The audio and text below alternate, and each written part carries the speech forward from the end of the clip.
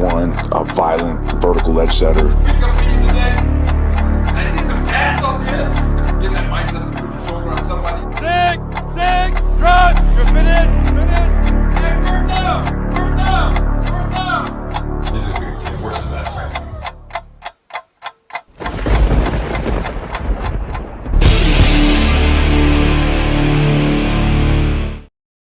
All right. What are you guys doing? Look at everybody in here. King Lowski's here. Euphoria's back. He's rooting for France, he says. Jets Forever's got to give us the traditional green heart. This is fantastic. I love being here with you guys, and I'm glad that we get this extra time to chat after the robust Talking Jets panel. You know, there's I think we had 700 people in there for a little bit today, but like 600 plus most of the time. So it's nice, you know, I love doing that, but it's nice to kind of just come over and nice and mellow, just talk amongst ourselves, right? Matt B's here. Matt's rooting for Zach. James Bowenkamp. That's right. Ruined for the Jets in the AFC East. Not at the expense of the Lions. Interesting. He's rooting for the Lions. I don't know. Interesting. It's hard to put a finger on that one. Twisted's here. David's here. Yeah, man. What's up, Hank? What's up, Travis? What's up, Jay-Z? It's good to see you guys. Ant Jet's here. Little Ant-Man guy. That's what I think it is anyway. That's what I think it is, Ant Jets. Am I right? Some guys here, yeah, you were in the shirt running. You didn't win. But you were in there. I saw you. I do too. The Euphoria MG. I honestly believe that it's well within our grasp to win 4 in a row. And if not, 3 out of the 4. And that's not, that's not saying that I think any of the teams are pushovers. The Jacksonville Jaguars even had an amazing game last week. Oof. Excuse me. So, you know, dude, our team's badass. And even with the injuries, man, like we just keep getting guys not. Dude, in the last game, we lost Corey Davis, starting wide receiver, right? One of Mike White's go-tos, one of Zach's go-tos for that matter. We lost Quinnen in the first half, I believe it was, right? We lost Mike White, which was when if that period of time doesn't happen, it's like it's a whole different game. So it's just interesting, you know. I don't see why this Jets team shouldn't be considered likely to win. We might not. You're right. You know, that any given Sunday, and even beyond that, Detroit's on a hot streak. They're playing well. They play hard. I don't know. I think we're better. And unless we go in there kind of, licking our wounds kind of thing, which is possible. But Salah's been doing a good job of keeping these guys up this year. It's like I haven't seen in a long time. You guys remember even Rex's teams, as aggressive and violent as they would be one week, the next week they would come in and be complete like sleepwalking. That happened numerous times under Rex, even in the first 2 years. So far, Salah's done a pretty damn good job of keeping these guys up as far as, energy and showing up for the game. Now, I wish we could, the Mike LaFleur first half experiment, I don't know what that is. You know what it is? It's almost like it gives me the suspicion that he uses the first half. Like, of course, he'll try to score and stuff, but he uses the first half to try to see what they're going to do. It's like the tester. I'm going to poke them here. If I run this out of this alignment, what do they do? How do they react? You know what I mean? That's what it feels like to me. Now, I hate it, but our second halves are, they're undeniable. We are without question a second half team. You know what I mean? BYU fan, what's up, buddy? It's time to reinsert Zach as this. Yeah. There's tons of data to support that. Tons, John Salty Nuts Magoo. Yeah, after hours, right? Yeah, man, we're good. Let's see. I love the cherry picking stats. Look, here's the truth of it with Zach Wilson. He's got 4 touchdowns in 7 games, guys. You talk about red zone efficiency. We're not in the red zone very often. We're complete duds. Like, I don't know, man. It's crazy town. Gitmo's here. What's up, Gitmo? Good to see you. Last year, you and I are some of the only people who questioned the Zach Wilson pick. Now look at all these people jumping off the bandwagon. I still think he'll be better than Mike White if LaFraud lets him. It's an interesting thing, Gitmo Bob, right? Remember, I got my head chopped off. You remember. The people who were not 100% on board with the Zach train we were destroyed. Destroyed. And again, I never said I didn't like him. I just wasn't in love with him. He could be good if the team thinks he's the guy. He's definitely clearly got talent. He's got that arm. The arm was the best thing. But yeah, man, it's been crazy to watch, And Jets fans, we're an interesting bunch. It's like all or nothing. Like that in the first quarter of the Buffalo game, there were people like jumping off the cliff. It's over. The season's over. I don't know what that is. Like I can't get there, man. Like I'm here to watch football. You know what I mean? Like I'm not. You ever hear that? Like it's not the destination, it's the journey. Like sure, a Super Bowl would be great, of course. But how about there's also 18 weeks of an NFL season with ups and downs, and I'm here to watch football. That's what I want to do. I want to watch football. And it's like, why are we, it's like all that matters is the end result. Of course, but you have to play the games. I want to watch Jets football. And we've been winning in the second half almost every game this year. Like we're a second half team. And it's like, I don't know. We were in that game till the very end, guys. Just like the Vikings game. Everybody in the first half, it was 23-6, I think. Something like 20 or 23. And a lot of people, I don't want to say most, but a lot of people were like, it's over. And look, and then at the end, they ultimately ended up being right. But that doesn't change the fact that we jumped off a cliff early just because it ended up that way. You missed the whole beautiful game. Awesome. Ablab, what's up, buddy? Gang, that's right. Thank you, man. I appreciate it. And yeah, Ablab, you know what? I'm going to tell you something about Ablab. Ablab remained positive 100% of the game in the Buffalo game. 100% of the time. He never wavered. And he was watching what we were watching. It's tough being on camera, when, for live reactions, because even if a minute later I would react different, it doesn't matter. It's captured, It's it's hard. I'm putting it out there. You put yourself out there.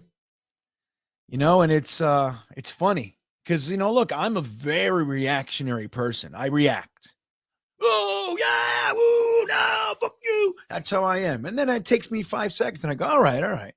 But my initial I'm very reactionary. It's just how I am. But I don't react and marry myself to my initial reaction because I want to watch a whole football game.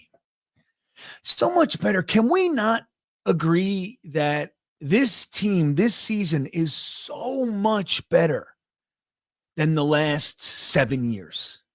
Isn't it, guys?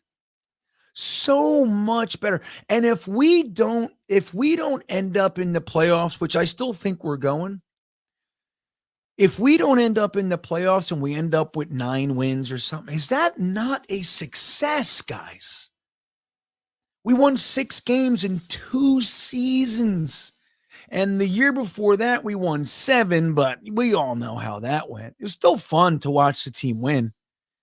I'm not gonna minimize that. I was having fun. And if we would have beat the Bengals, and we made the playoffs that year. It'd have been fun, but it was when we were playing third string and teams resting their starters and all that stuff. But a win's a win.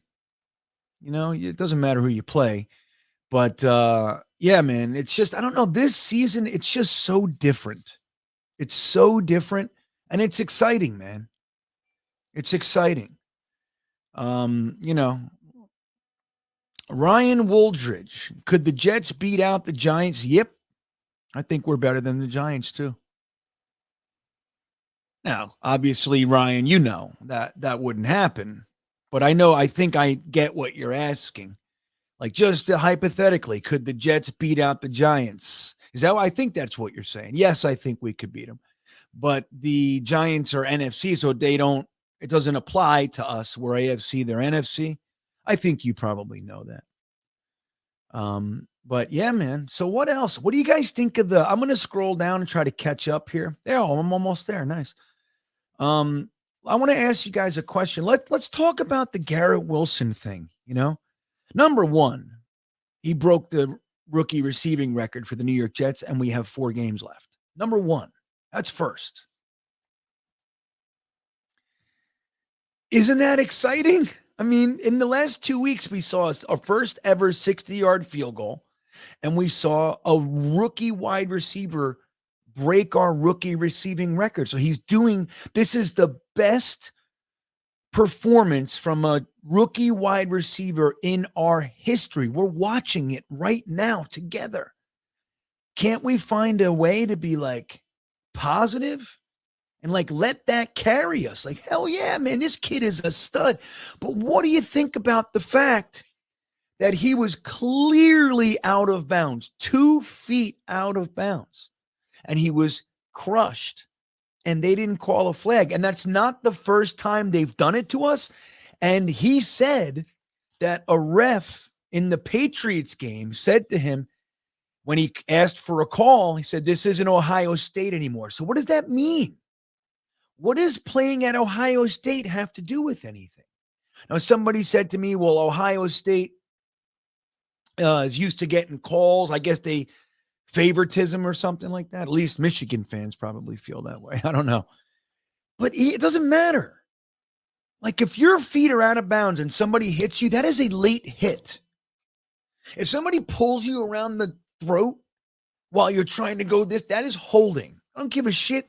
If you never went to college, if you came straight from high school, or if you played at Ohio State, right? It shouldn't matter. It really shouldn't matter, guys. And I think it's complete horse. The Jets should make an official plea, a formal complaint. This is happening far too much to us. It's not just not getting calls, pass interference and holdings, and that's one level. But when players are being, their physical health is being put at risk and they're not calling it, which, by the way, gives the other team the freedom to continue doing it, right? If you're holding someone, for example, you're holding, and they only call you, if you're blatantly holding and they only call you 1 out of 10 times, that's 10%. You think an offense, they have 65 plays, 60. So that would mean that you're getting, that's a lot, actually. So let me see, 65 plays. If you're getting 1 out of 100, 1 out of 10. I don't know. I lose track of it. But let's just say you're only getting called 1 out of every 10 times. 90% that you're not getting called. You're more inclined to just keep doing it because you get away with it. And then when that shit leans over into late hits and things like that, I don't think that's cool, man. And the fact, add to it that the ref said, it's not Ohio State. What are you coming in here with an agenda? What do you got your butt hurt? Are you a Michigan fan and no, you didn't like something? What is it? Why? What is the comment like that? What does that mean? What does it have to do with the fact that I was out of bounds and I got crushed. Now, granted, it wasn't the comment after that hit in particular, but dude, the fact that we're not getting calls, and it happened last year with Zach Wilson all year. And then ultimately he had the Patriot dive at his knee. No call. I think it's complete horseshit. What do you guys think?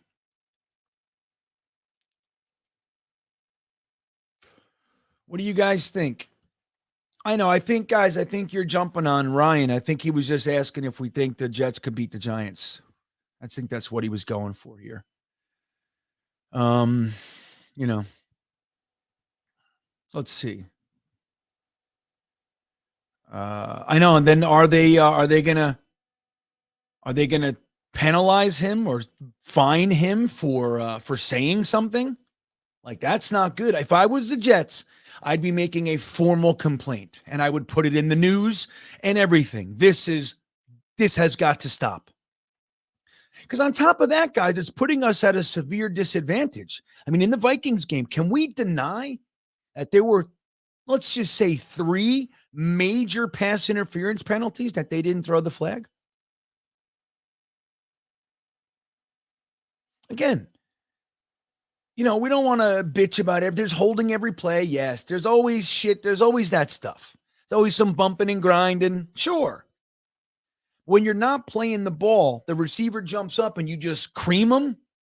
That's a pass interference, man. This I agree with.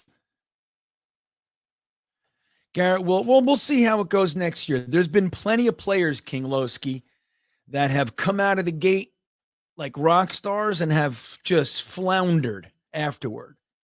Tons. I mean, those couple that come to mind, Sheldon Richardson is one. Rookie of the year, and I mean, he had a decent second year, and it's kind of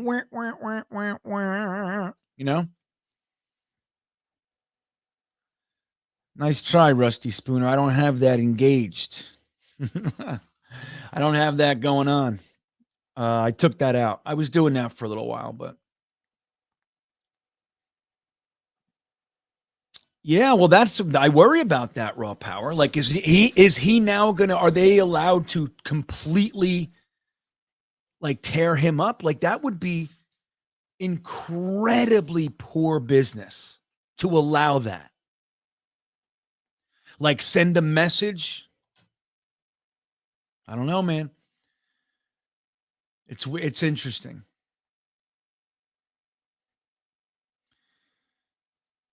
Let's see what else we got here. If Garrett gets hurt, the season is over. Well, he's the best wide receiver we have, no doubt. I don't think anything happening makes the season over. I really don't. I don't jump to that. I have a problem jumping to that. Like, even like now, if Mike White went down and we were stuck with Flacco, Trav, it's over. I'd still root for him, but did you see the air get sucked out of this team when that happened? Even on the defense, it looked as though somebody literally stole our soul. The refs hate us, Jets Forever said. I know, man. It really is. Well, that's the stuff, man. Like, I always believe that. But, like we've talked about, most teams, like, you know what? Who was it? I think Finnegan was at the Vikings game. He was in the stands, and he was telling us that while they were kind of allowed to all the pass interference and all the blatant this, and the Vikings fans were complaining about the refs. So every fan feels that way. They feel like it's lopsided. But for us, it's legitimately lopsided again, and not just with like the holdings, with personal foul type of stuff. We don't get the calls, and it's sad. So look at this, guys. You see what this is? This is not what you think it is. No matter what you're thinking that it is, it's not that. Unless somebody's brilliant. This, I have never tasted it yet. This is a freeze-dried milk dud. What did he call it? A puff duddy. Little kid made it. This little kid. It's like 12. Puff Duddy. I can't wait to try it. I'm excited. You want to know what it is? Oh my God. Dude.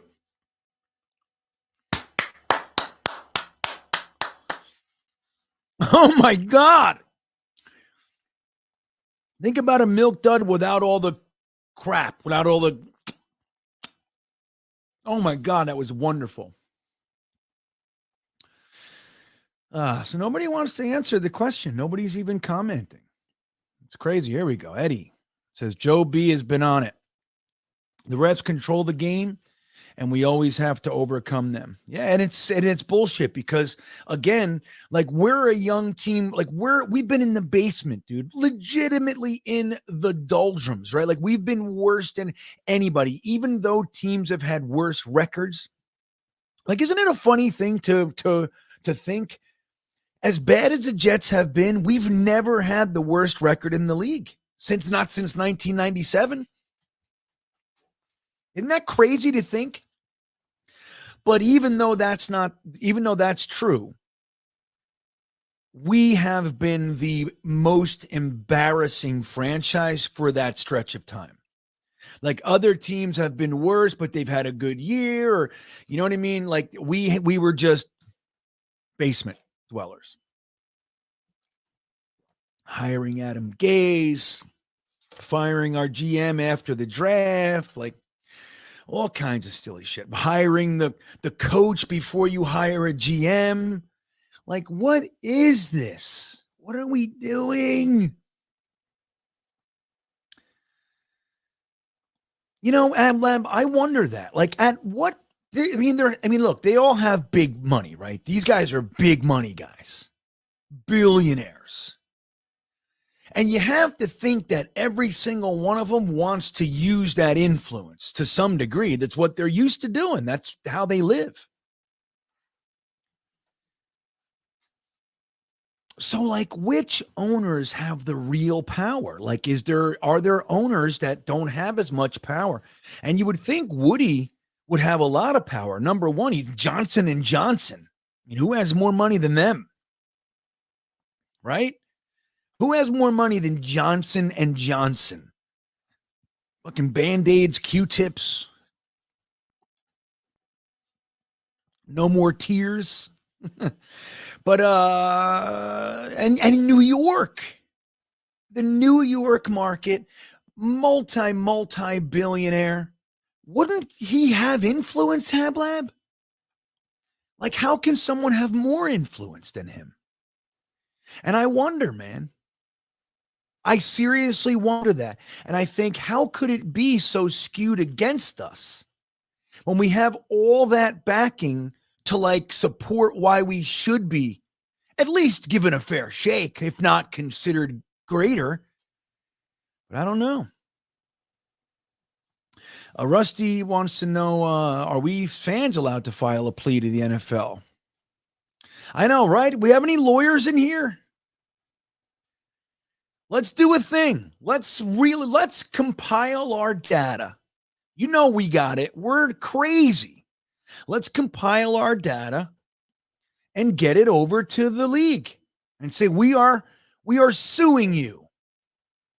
We're suing you because we spent money to do this and that and the other thing, and you clearly are not calling it fairly, evidenced by X, Y, and Z. Therefore, your product is an illusion, is dishonest, is false advertising.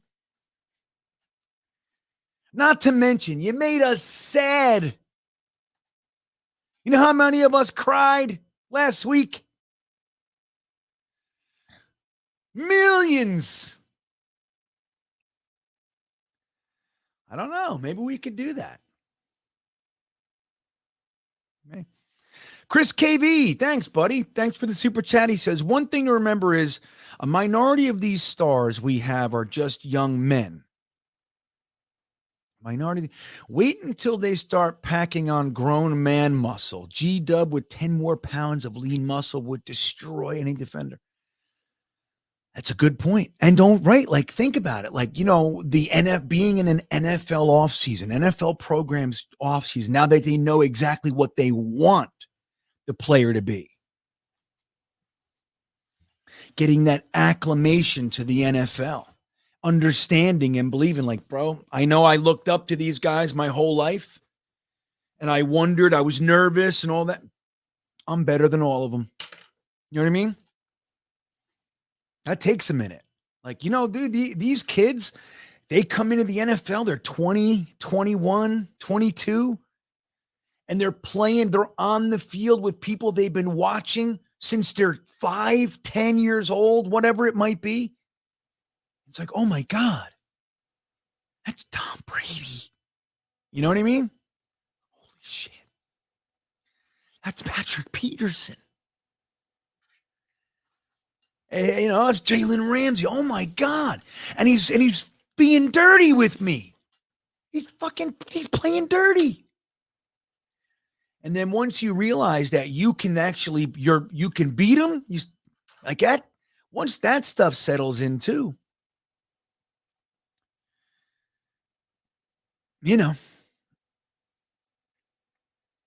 I think so too, man. We have a bright future. As long as Joe Douglas can really manage, this next offseason is going to be very difficult, guys.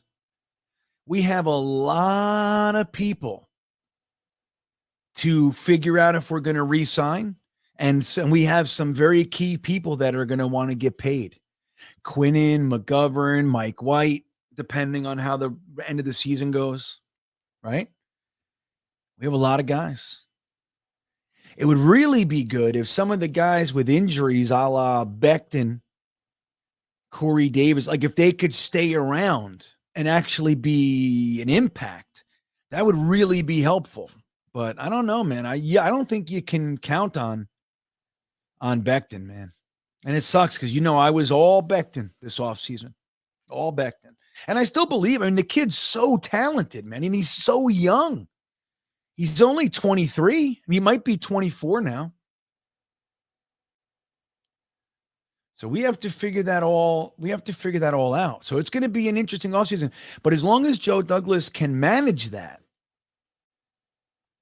if he can manage that this year and keep the key guys and not lose the right guys, you know what I mean? Like if he can figure it out. So you got to make decisions. I want to keep this guy.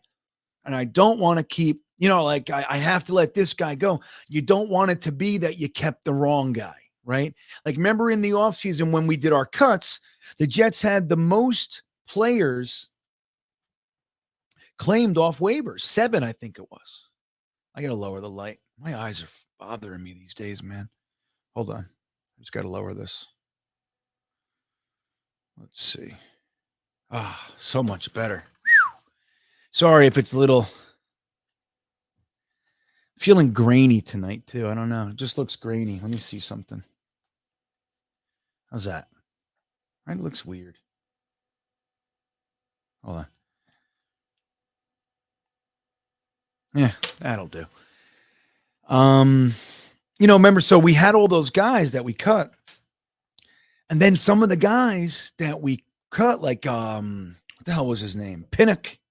Jason Pinnock, he got claimed and everybody's like, oh my God, like you kept Tony Adams. So I don't even know. Has Jason Pinnock been playing? Let me look up Jason Pinnock's stats. We know Tony Adams came in for a little bit and had an amazing pass defense in the Buffalo game. Let's see. Jason Pinnock. He's playing for the Giants. He's playing for the Giants? I thought he was on a different team. Let me see what Jason Pinnock is doing. Not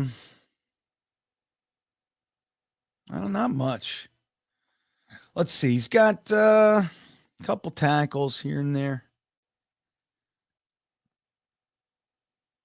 12, 11. So, all right. He had 8 tackles actually last week and 1 assist. So it looks like so he had 9 tackles. No passes defensed or anything like that. He has one pass defensed in he's got one all year. But he's making some tackles. He's got 2 quarterback hits. Ooh, one in November 13th, he had 1.5 sacks, 3 solo tackles, a tackle for a loss, and 2 quarterback hits. That's a good week. So he's doing, I guess, looks like he's doing okay. Now, the Jets, I think they wanted to bring him back. But the whole point is, you never know. Like, you got to make sure that you're letting the right guys go, right? And that's not so easy to do all the time. You know? It's not so easy to do. So, especially when you're up against the salary cap and you got all these guys to re-sign. I mean, look, there's ways around it. We know that. Now, we're going to see.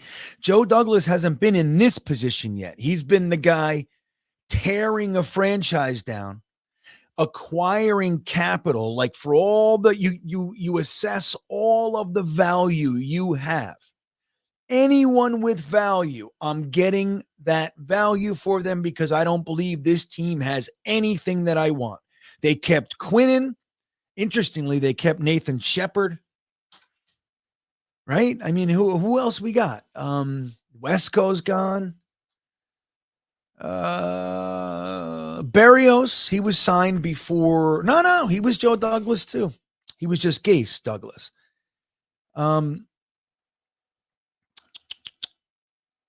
Who else? Is it just Quinnen and Shepard? Chuma Edoga's gone. Yeah, he was a holdout. He got claimed in waivers.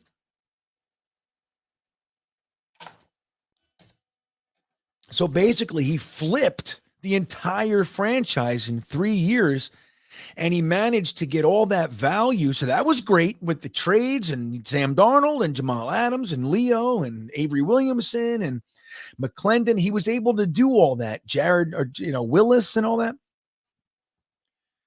Got rid of Bell and Enunwa and Kelechi Osemele and Tremaine Johnson. All these guys just bleeding the team dry.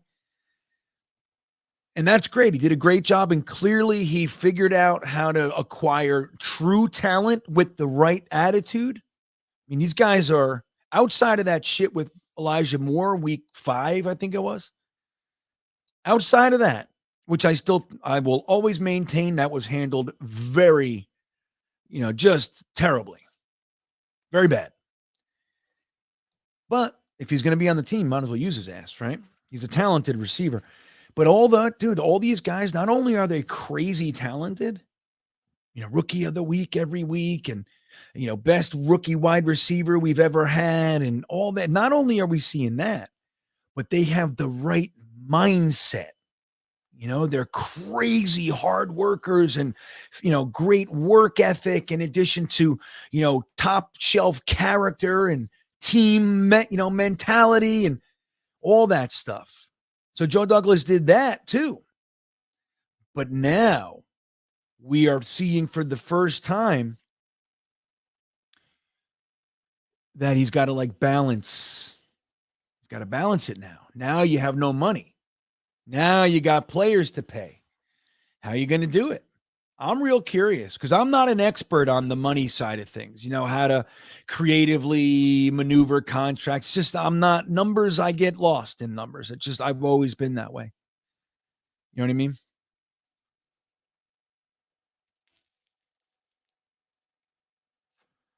But with this Eddie McGuire, I don't doubt this for a second. That there has to be some of this going on. Has to be. There's too much money involved. They're not going to leave all that money completely to chance, right? Now, that said, they're going to make their money no matter who wins. They're going to, but Vegas isn't. And all the sports books and all that kind of stuff. So you have to wonder, though, why wouldn't they want a New York team, the biggest market? Why wouldn't they want that team to be up top? Not that I want them to, falsely prop us up and all. I don't want that. But I want a fair shake, because it's kind of crazy, man. You know what? I really do believe that it has something to do with the fact that Jets fans we're giving them money. Like we're passionate, we're engaged, we're involved, we're paying, no matter how bad we are. So they know they have us. We're already here. So you might as well help another team so you can have them too. A team that if they suck, the fans are gone. You know what I mean? I think that stuff's real. I do. Jordan Victor, thank you. He says, White's better than Streveler, better than Flacco, better than Zach. Let Zach sit the rest of the year. I mean, I have no idea what Streveler is. And I don't think anybody does really. And when we say the Canadian League, dude, we've seen just many guys come from the Canadian League, superstars in the Canadian League come to the NFL and not make it on the practice squad. We've seen it all over the place. It's a totally different level. That said, it is still professional football, so you can't remove it, what he's done. Of course, he's played at a high level in, important games, lots of people, bright lights, the whole thing. But the NFL is different. Even if they're just a split second faster and all that shit, it's not easy in the NFL, man. They get to you a half second quicker. The cornerbacks are a half step closer, all those things. That's the difference between great quarterbacks and shitty quarterbacks. It's a half step, half a second. You look at guys like, like a Sam Darnold or like Tim Couch, remember, or like, not Derek, but David Carr. These guys were studs. They come into the NFL and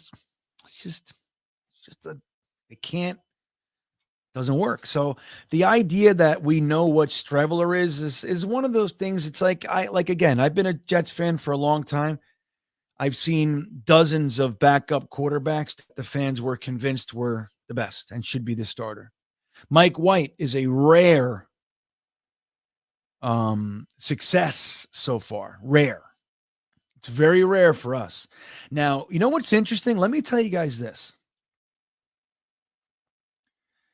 Dallas has a knack for finding those quarterbacks later in the draft, right? You got Dak Prescott. He's a third round pick. And you got the other guy that was playing this year. He was a fifth.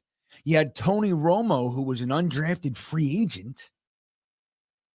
So they kind of have a sniffer for those guys. They've been doing it for the last 15 years, even longer. That's where they get their quarterbacks, mid to late draft. The fact that you can, you look at Mike White and he came from Dallas, 5th round pick. Should it carry a little bit more weight? No? Oh, yeah, New York Jets fan 4. So you went back to the 80s and 90s to find me 2 examples. Thank you. And I'm not saying they don't exist. Remember Rocket Ishmael? He went to the Canadian League, was like they paid him all this money, so he went there instead. And he was like a legend. And then he came back here and he was like, he was all right. Remember that guy? Rocket Ishmael. But look at that. Doug Flutie he started here though. New York Jets fan 4.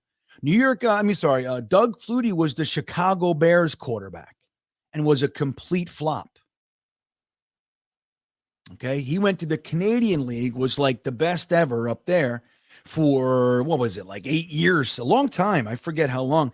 And then he came to Buffalo and he ended up being a good quarterback. He was very good, exciting. But, that's rare. It's an anomaly. Warren Moon. Did Warren Moon play in the USFL? I forget. Let me see. Warren.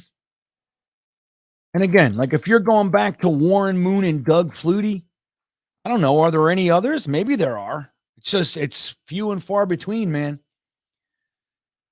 No, I don't think he did. Kansas City. Does it say it? Let me see.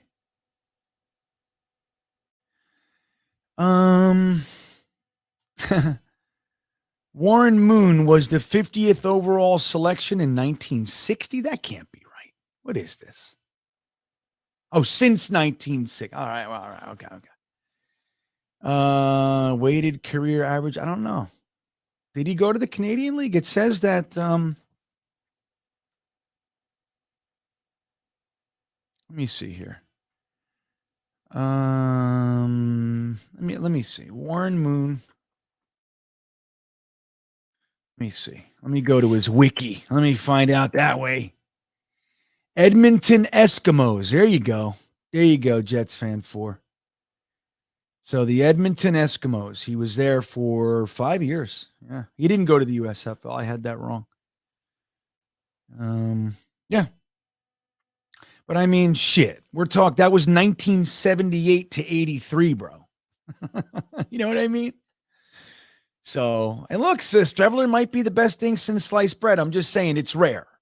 It's rare, and I don't know what he is. You know what I mean? So to assume now better than Flacco, dude, we know what he was. He was a top-tier NFL quarterback for a long time. He gave us a very exciting Cleveland game. He gave us a few 300-yard games last year, and then with Darnold, he was one of the reasons that Joe Douglas cut the cord with Darnold. I know he was. We were blaming the offensive line and no receivers for Sam. And then Joe Flacco came in when Sam got hurt. And his first, Sam was getting 130 yards and 2 picks. And all of a sudden, Flacco comes in, throws for 303 touchdowns with Perryman, Robbie, and whatever. And it was like, ooh, okay. I firmly believe that. Not that he was the whole decision, but I believe he opened Joe Douglas's eyes a little bit. Now, Adrian, let me ask you a question. Let's say that happens. And this is a home game this week. The next 2 are home games, I believe. So it's a home game. Zach Wilson is suited up. He's on the bench. He's holding the clipboard, the whole thing. And Mike White comes out and has a 3 and out. 2-3 game with 2 3 and outs. What do you see happening in the stadium? You know what I mean? Cool. Yeah, that's good, Jets fan 4. I'm with you. You know what I mean?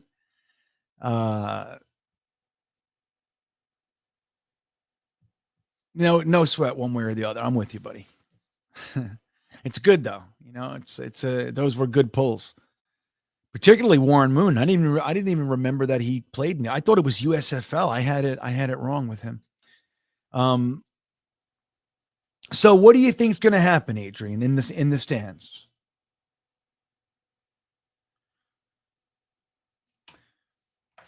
If 5,000 moronic fans would be screaming at the top of their lungs, Zach needs to play, Zach, and it causes this kind of negative, weird energy. And I don't believe the Jets want that. Now, if Zach's really ready and they feel like, okay, if Mike White goes down, Zach's the guy.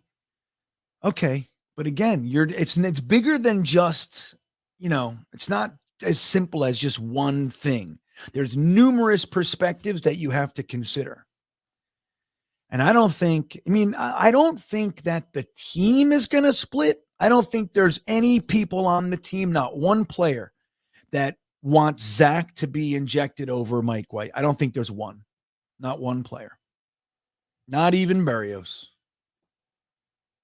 That doesn't mean that they hate Zach or they don't like him. I'm not saying anything like that. But I don't think that anybody has any weird delusions that Zach was a better option for them, particularly on offense. You know what I mean? Like we were stagnant. We were stuck in the mud. Again, like everybody likes to talk about the 5-2, but guys, the reality is Zach Wilson's last 3 starts, he was 1-2.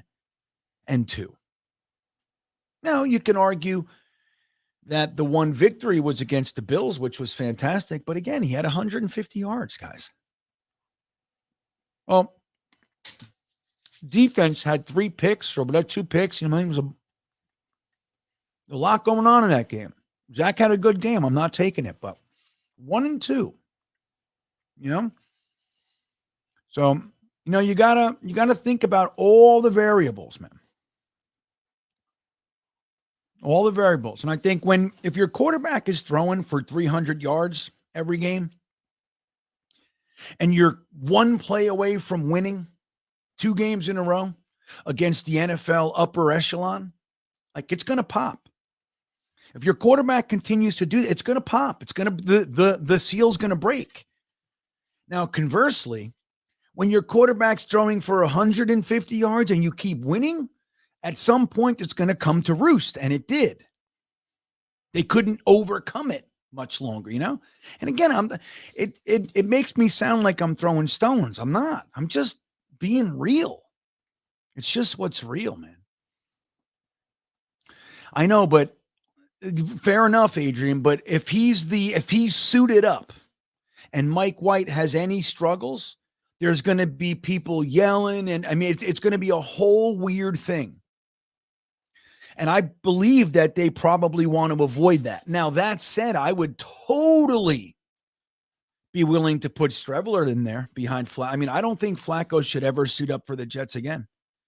I think it's evident the guy's got nothing in the tank. He completely blew that game. I mean, it wasn't all him, of course, but dude, that little period of time that he went in was a complete train wreck.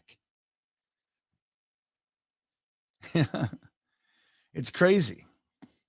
It's really crazy, like how impactful that was. You couldn't even just like safely just keep it cool. Nope. He totally overthrew Conklin, like ridiculous, Zach style, quite frankly. And then he got the fumble. And it's like, dude, it was crazy. Where was that fumble? Wasn't it like it was like the 25, 30 yard line or something? It was crazy, man. Terrible. That's what I think. I was just going to ask that, John Hepburn. So for all the Zach guys, like truly, did you think that there wasn't a problem? And if you are real enough to at least acknowledge that there was, what do you think it was? I agree with Hepburn. I think Zach Wilson was playing scared. That's what I think. I think you could see it, the way he was jumpy and taking off out of the pocket before he needed to, and the running backwards and sort of like I've said it in numerous videos. I've never seen anything like it. Never. I've been watching football for 40 years, incessantly, and I have never seen another quarterback do what Zach Wilson does. Now, he did a better job in Buffalo, thankfully. But holy cow, I don't know what that to me is somebody that's like lost, running backwards 15, 20 yards. And then he throws it out of bounds, and he doesn't even throw it out of bounds. He just kind of throws it on the sideline. And it happened the week before. The guy just happened to not make it in bounds. You know what I mean? Like, so it's a trait. So I'd love to know, like a real conversation. What do you think the problem is? Or do you really not see one? Like I would love to believe that we can get real with each other. Like shit, we're all rooting for the same shit, man. You know, we're in the same boat, dude. Let's see what Adrian says. What's the real question? The fan base has to ask themselves, what is more important, stats or wins? Now, again, that avoids the question. Remember, Adrian, they have the same record over the last 6 games. So whatever Zach was able to do, it was clearly concerning. I said it week 5. I said, I'm concerned about this kid. We're winning. I'm happy, but something needs to change. I got called a hater. It's going to come to roost, man. It's going to get us. And it started to get us, and we lost 2 of the last 3 in humiliating fashion.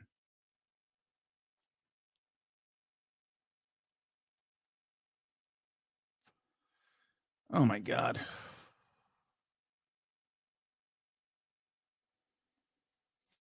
Even if there's two owners, even if there's numerous owners, Kev, come on. Come on, man.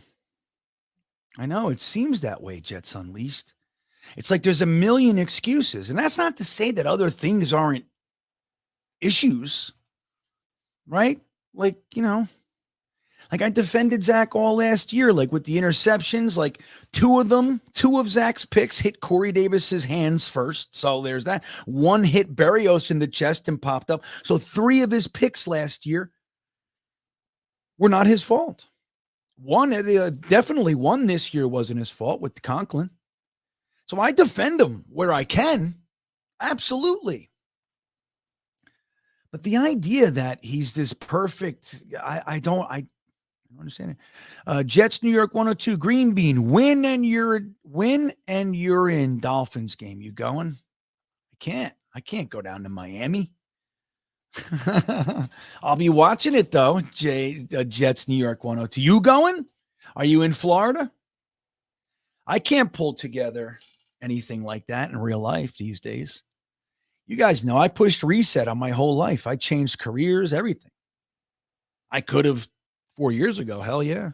I could do anything I want 4 years ago. Now, not so much. It's what you do. You make decisions, right? But I think, I have a feeling, Jets, New York 102, that the whole season's kind of whittling down for that big climax. I think everything that happens is leading us to that. And that would be an exciting way to end the season. Hopefully we could, in that scenario, hopefully the Jets could actually come out on top, unlike in 2015.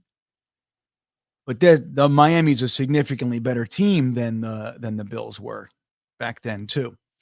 Paris, what's up, buddy? He says, I think Zach Wilson doesn't want to make a mistake. And by playing that's why it's the worst way to play.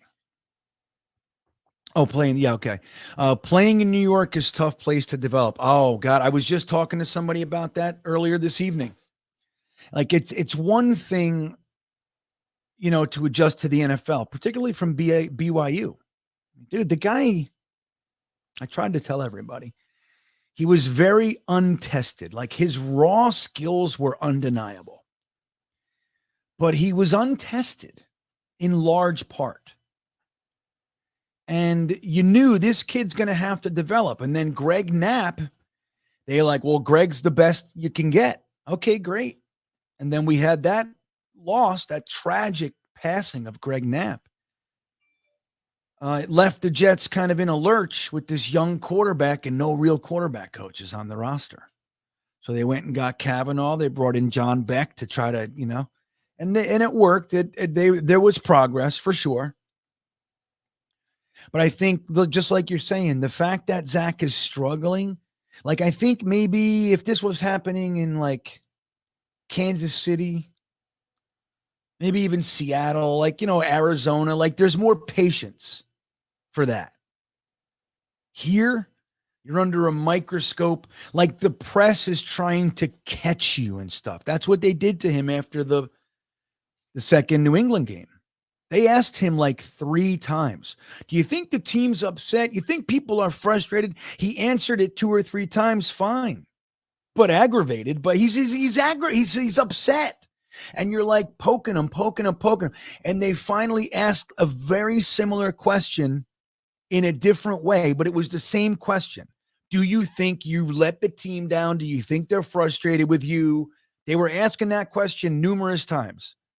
And he finally just ended it and said no and fucking left. I had no problem with it. I knew it was going to be a problem. I said, ooh, that's not good. But I got it. I thought they were, that's what, like, so think about that. Like Paris is saying, like, if this was somewhere else, they're not doing that to him. They're not. Maybe in Philly. There's clear, we're not the only place, but there are places that wouldn't do that to him. Buffalo, totally different press. They would rather see their team succeed.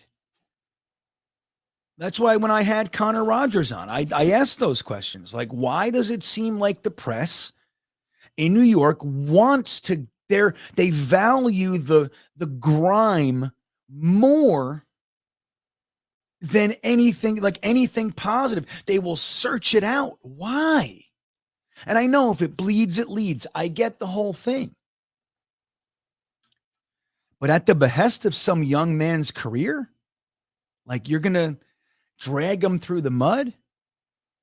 Like it's one thing if somebody has a bad story, like they do something. You go, hey, man, I'm just reporting what he did.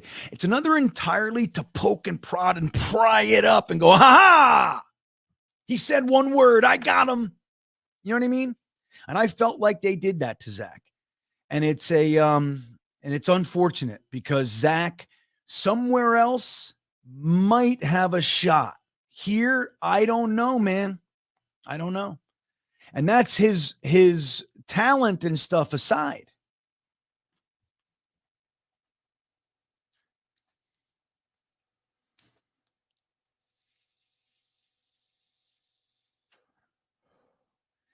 Gitmo, I don't even know how we can say that. How do you think that the offensive line, the 7 games that Zach played, somehow the offensive line was worse than Flacco and Mike White? I don't know, man. I think we're reaching, dude. I think we're looking so hard. Like that, the idea that Mike LaFleur is calling different plays. Like, of course, there's going to be some different plays. They're different quarterbacks. But the idea that somehow Mike LaFleur is handcuffing Zach and he's allowing Mike White, so there's like an illusion. I honestly have no idea how we could seriously believe that. Because then, don't forget, guys, Zach Wilson, it's 3 and outs all day. We never see the offense, guys. A couple of games, and when it was flowing, it was flowing.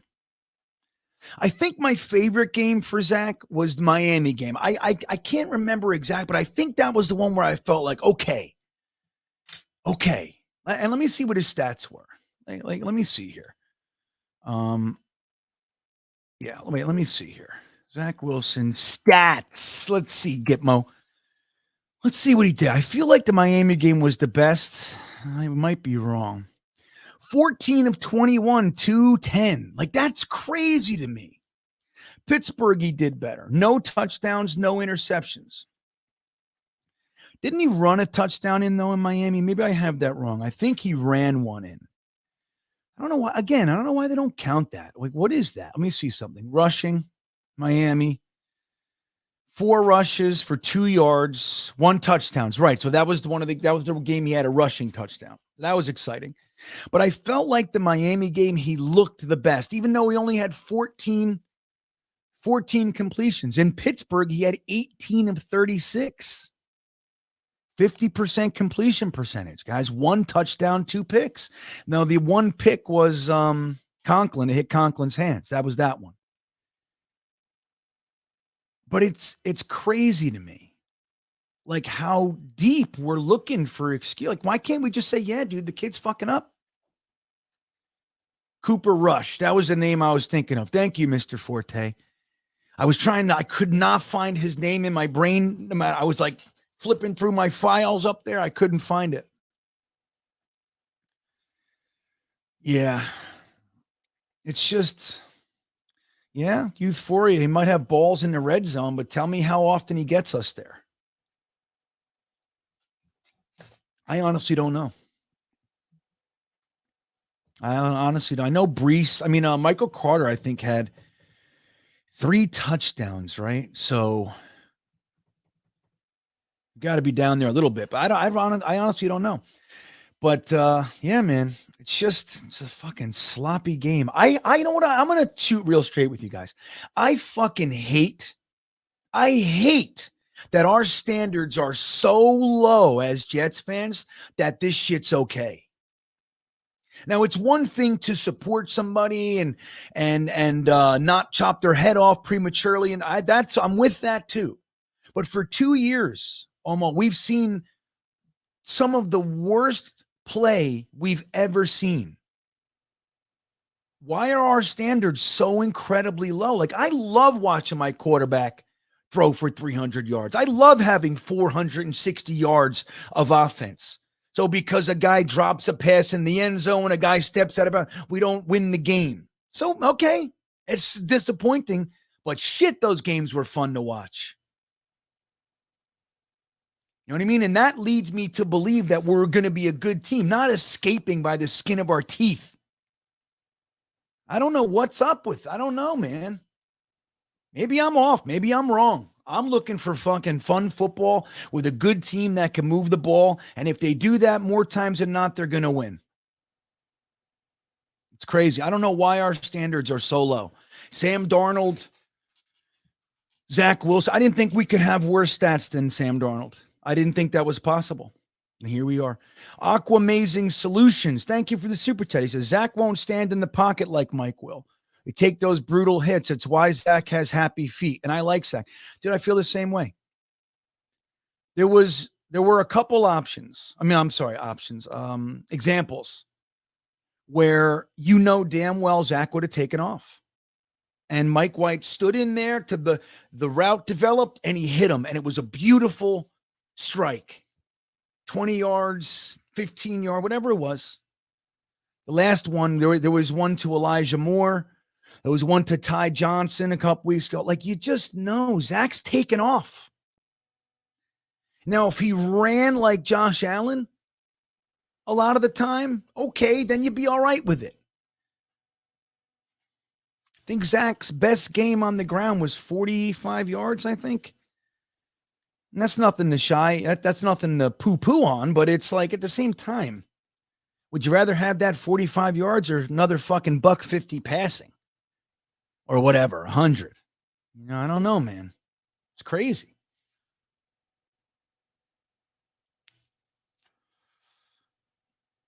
Oh, man. I don't know why our standards are so low, guys. I mean, I have an idea. But, you know, what's Matt saying? Most other cities only have one team. We have the Giants here. I know. It is. It's definitely, it's part of it. Like when you go to like when I go to Baltimore, I share with you guys, my wife's from Baltimore. When we go up there, the whole city's one team. The whole city's Baltimore fans. You find stragglers. There's a couple people that like the Commander, you know, they're Washington fans because they're kind of close, right? So there's guys that do that, but it's few and far between. Baltimore. You go to Pittsburgh, man, that entire city is behind their Steelers, and that includes the press. The press isn't in Pittsburgh trying to uncover shit. Matter of fact, they'd be more inclined to keep it quiet for the sake of the team. That's what they do. Now, I'm saying it's right, but they're not looking to tear their young players down. Hell no. Hell no. Let's see what else you guys are talking about. Yeah, Kev was on the owner thing. He doesn't like the owner. And the offensive line now. Yeah, at least he added the offensive line. I'm with you there. But it's like the offensive line thing. Just tell me what he was supposed to do. You know what I mean? Like we got fucking 5 tackles hurt. I mean, shit, man. We went and got tackles from practice squads. They started for us 3 weeks, did a damn good job, and they are out for the season. Like, it's crazy, man. It's crazy what we're... Dude, the fact that our offensive line isn't the absolute worst in the NFL is amazing.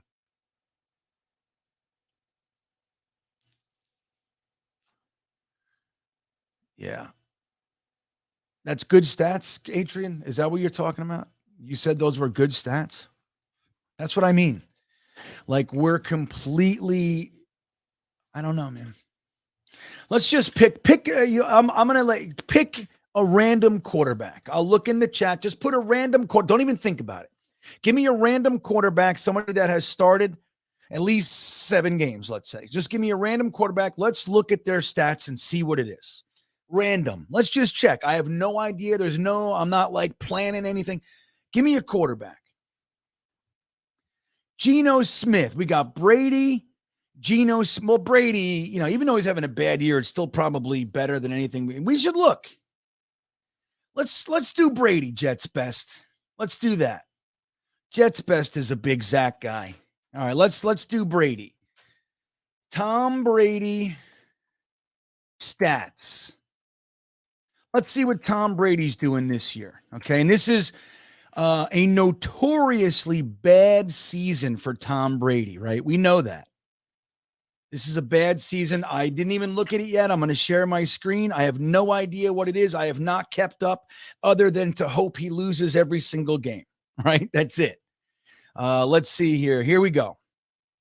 A bad season from Tom Brady looks like this. All right. September 11th, he was 18 of 27 for 212 yards, a touchdown, and a pick. He got sacked twice. Was that New Orleans? Yeah, I guess that's, yeah. So the 18th looks like New Orleans. They won 20-10. He had 18 of 34, 190. So this one, he had a 52.9 completion percentage. This one, even though his stats are kind of yucky, almost 67% completion percentage. So that's what we would call efficient if it was Zach, right? Super efficient. I don't think Zach's ever hit this. Maybe once. I'm not sure. Who's that? Green Bay. 31 of, what is that? Come on. Sorry. I don't know what's happening. Get out of here. Sorry. September 25th, Green Bay Packers, they lost. He was 31 of 42 for a 73.8 completion percentage, 271 yards, and a touchdown. Then he loses in KC, 39 of 52, a 75% completion percentage, 385 yards, and 3 touchdowns. No picks. He still loses. He only has 1 interception so far. Jeez. Then in Pittsburgh, he was 25 of 40. They lost that. Well, they won. Where did I go? I'm sorry. I'm here. So he lost in KC, 385 and 3 touchdowns, 75%. So then he has 35 of 52, 67% completion percentage, 351 and a touchdown. Then he loses again, 25 of 40, 62.5% completion percentage, 243 and a touchdown. They lose again, 32 of 49, 65.3% completion percentage, 290 yards. Do you see the difference, guys? We can keep going. You know what I mean? But do you see it? This is a bad year for him. Now we're looking at the extreme, but Jets Best, that was the first name that was in there, and Jets Best put it in the chat first. So we're looking at him. Do you see the difference? These stats for him, people are calling him washed. He's washed. It's over. There are people saying that. It's over for him. 62%, 280, 75.8%, 258, 2 touchdowns and a pick, 29 of 43, 67%, 66%, 61%, 246, 281, 253. Do you see it? These numbers, like this game right here, would be, I'm sorry. That last game would be among Zach's career games. I just want you to know that. Now that's Tom Brady. So let's see what else you guys got. I'm trying here. Let's gain some perspective. Mike Vick. Kevin Lowe. Let's do Cooper Rush. I don't know how many games he started, but let's do it. Let's see what Cooper Rush looks like. Now remember, he's a he came in because of Dak's injury, right? Jesus. Oh my gosh. Cooper Rush. Let's go down to Pro Football Reference. Don't mess around with ESPN. All right. So he's still 1, 2, 3, 4, 5, 6. Okay. We got, looks like 7 games. So what did he do this year? He started up here September 11th. Looks like he came in maybe in, I don't know, later in the game or something. I'm not sure. 7 completions for 13 attempts, 53.8 for 64 yards. Right. That couldn't be a whole game. So in Cincinnati, 19 of 31, 61% completion percentage. Now, completion percentage, guys, the reason is one of the keys, right? That's very important. That's a key statistic. 235 yards and a touchdown. Against the Giants, he was 21 of 31 for 67.74 completion percentage. I got to stop clicking on these things. For 215. Then he's got 15 to 27, 55%. Zach's completion percentage for this year is 56, or it's 55.6. Last year was 55.6. It's amazing. I don't know how he pulled that off, but that's this. Okay, 15 to 27. He has 223 yards and 2 touchdowns. Then he has 10 of 16. Didn't throw it much, but he has a 62% completion percentage for 102. Then he has 181, and then he has 31 yards. This is, honestly, this is right in the Zach pocket. This is kind of, although the completion percentages are up. And I'm sure I got people looking at Zach's right now. Go ahead, pull it up. You'll see what I'm talking about, man. Look at last year, too. It's the same shit. There are ups and downs. Of course, there's like that game, Zach had, I think it was the Titans game, right? He had 297 yards. That was his best game last year. A lot of fun that one was. We had a blast. But other than that, man, there's lots of like 180, 150.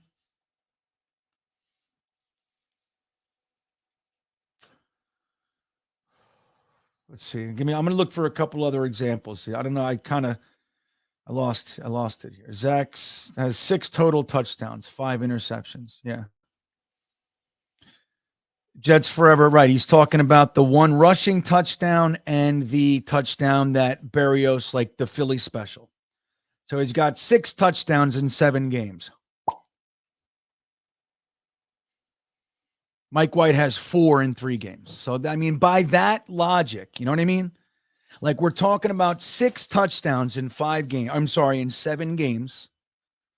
It's fine. But Mike White has 4 total touchdowns in 3 games. I don't know. I don't know what the argument is. I don't know what it is. I don't know. Who wrote my name here? Jets 830, GreenBean. I'm in Walmart supermarket shopping with the wife, listening on speaker, and everyone is looking at. Hello, Walmart shoppers. Hello, Walmart shoppers. Get me go in the back. There's fig bars, not the Fig Newton bars, the other ones. They're like $3, $3.80 for 4 reams of them.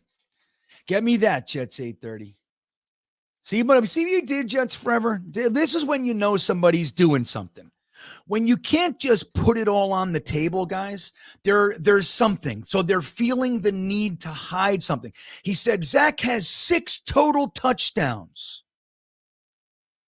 He's talking about the rushing touchdown and the touchdown that was thrown to him where he did the griggy, whatever that is. Mike White has 4 total touchdowns. Why did you remove that one? It's in the same. Why? Because dude, in your heart, your case is tough. It's a tough case you guys got. Some guy checking in. Can we look at Eli's first 2 years? Eli Manning? Sure. Let's take a look at Eli Manning. Let's take a look at his stats. Let's see what he looked like. Now, remember, before we even do this, Eli was considered to have a terrible first couple years, right? So let's see what it looks like. Okay. Let's go. I don't know if we can let me see something. Hold on. Maybe I have to go to ESPN. Wait, hold on a second, because ESPN does a thing where you can pick the year. Hold on. See all. He's got a career completion percentage of 60.3. I don't know if we're going to be able to look at it. Like I was hoping to be able to look at like the specific games. Let me see. No, I don't think I can do that. But let's take a look nonetheless. So he started in 2004. He had 9 games he played. He had 95 completions, so 48.2%. So the first year is weird because, like he said, he got Kurt Warner started that season. He had 1,000 yards. But let's see year 2.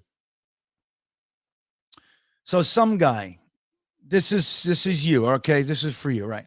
So 2005 was his second year. He played all 16 games, so we got a real good thing here. He had 294 completions out of 557, low completion percentage, 52.8. Wow. But he had 3,762 yards. The last time a Jets quarterback did that was Ryan Fitzpatrick, right? Well, I forget what he had. I think that was right in the pocket of where he was. Zach hasn't come near that, and nor did Sam Darnold or Geno or any of those guys. 24 touchdowns, 17 picks. Interesting. No quarterback rating. So then from there, 3,000 yards, 33, 32. He had 4,000 yards. But you see, like year 2, dude, it's not perfect, but you can see it. You know what I'm saying? You can see there's some meat on the bone. You see what I mean, some guy? Again, I'm certainly not, anti-Zach. I don't know what the hell we're talking about. It's crazy that I got to do all this. Like, I can show you guys a million different ways since, from Saturday. And at the end of the day, they say the same word. No, 5-2. It's like, no, 1-2 over the last 3 games. GreenBean, hey, hoop history. What's up, buddy? He says, GreenBean, we are throwing the ball 25 times. Can you bring up yards per attempt, which is a way more important stat than total yards? I don't know. Did I have that? Let me see. Yards per attempt. I think Pro Reference might have it. You want to see Eli Manning's? Let me see Pro Football Reference here.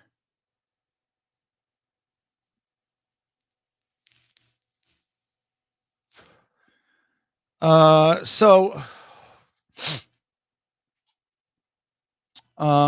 just because we're already here, I don't think you were necessarily asking about him, Hoops, but in 2004 he had a 5.3 yards per attempt, and the second year he had 6.8, and then he had like 6s, 7.9, then he had some 8s. This was a good year. Almost 5,000 yards. Holy shit, man. Jesus. Right? Can you imagine, guys? Oh, to dream.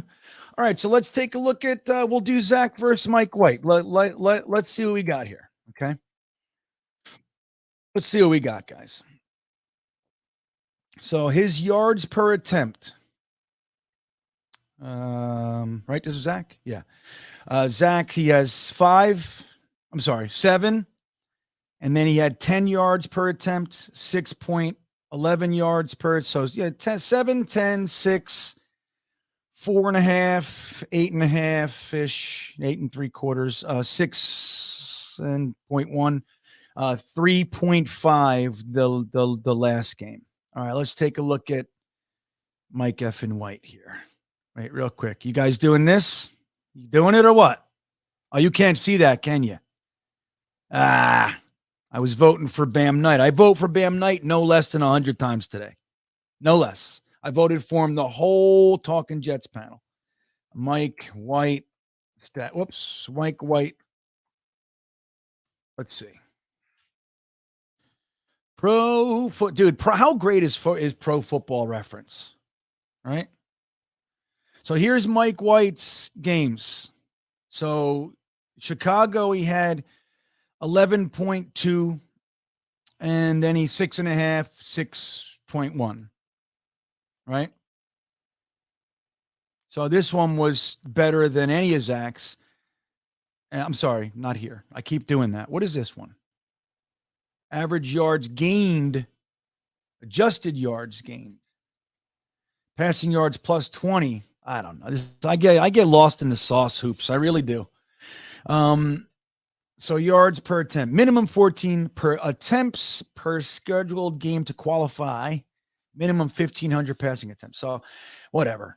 So 11.256. So they're not that far apart. You know what I mean? They're kind of similar. I mean, Mike White had him in the Chicago game. Zach Wilson had him a couple of games. He was 10, right? Wasn't he? Let's just look now that we know what.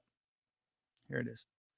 So he had 7, 10, 6, 4, 8. You know what I mean? Same basic pocket, basically. These two games are super low. This one is more than Mike White's other two games. Mike White's one game was more than this. You know what I mean? So I'd say they're similar, right? Is that what we're going for? I don't know.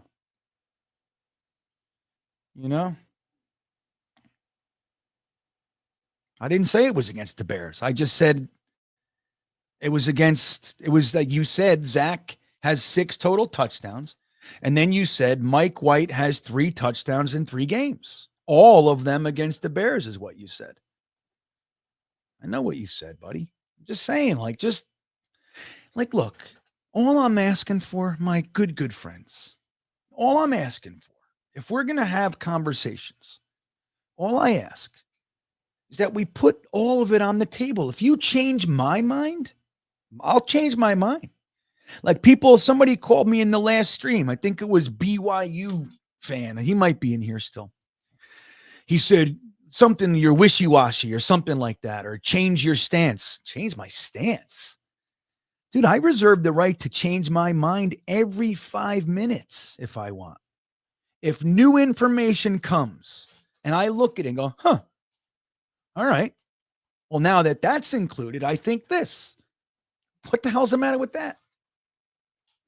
I don't marry myself to positions, guys. I don't.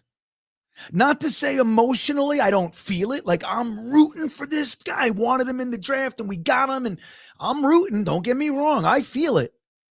But if he sucks, he sucks. There's been plenty of guys that I liked I've been watching the draft heavily since 1993.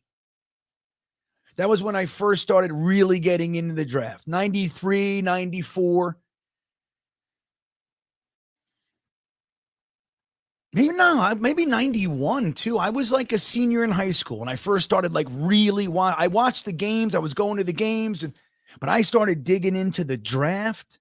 And don't forget, we didn't have the internet. So it was a pain in the ass. It wasn't easy to do. You had to get all these weird magazines. Some of them you had to order, right, guys? Who's old?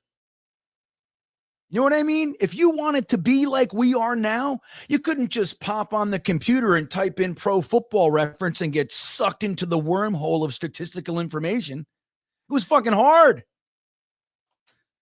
We had to pay, and magazines weren't, $1.50 for a year like they are now. They were like $15 a month in some instances.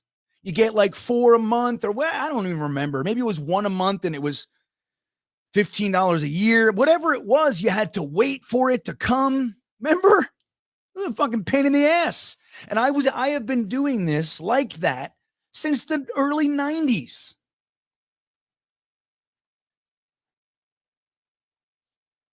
So there's been plenty of players that I was like, oh, dude, this kid is going to be a rock star.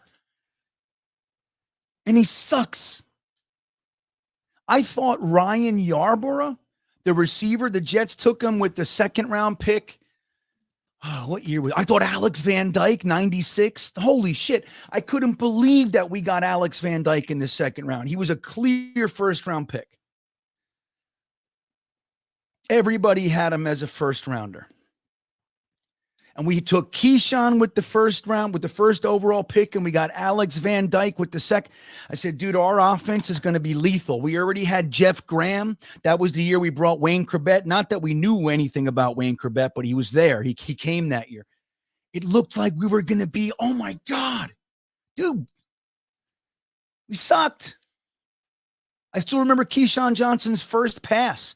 It was like game 6. He finally caught a pass. It was for 50 yards. He was on the field the whole time. Neil O'Donnell could not get Keyshawn Johnson the ball. Couldn't do it. Adrian Morrell, remember?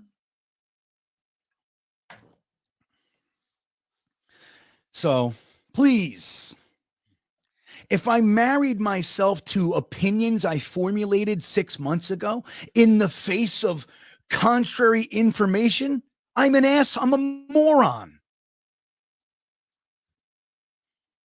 If new information comes and it proves your point, your position is incorrect, the best move is to change your position and adjust to the facts and go, yeah, okay, well, shit, I was wrong. It's hard to say you're wrong, but it's the best course. Believe me when I tell you. Rather than fucking arguing stupid shit for the next 6 months. And you know in your heart, oh my God, please, Zach. Like anybody defending Zach, I know because I've done it, guys. I'm going to tell you right now what your innards are saying.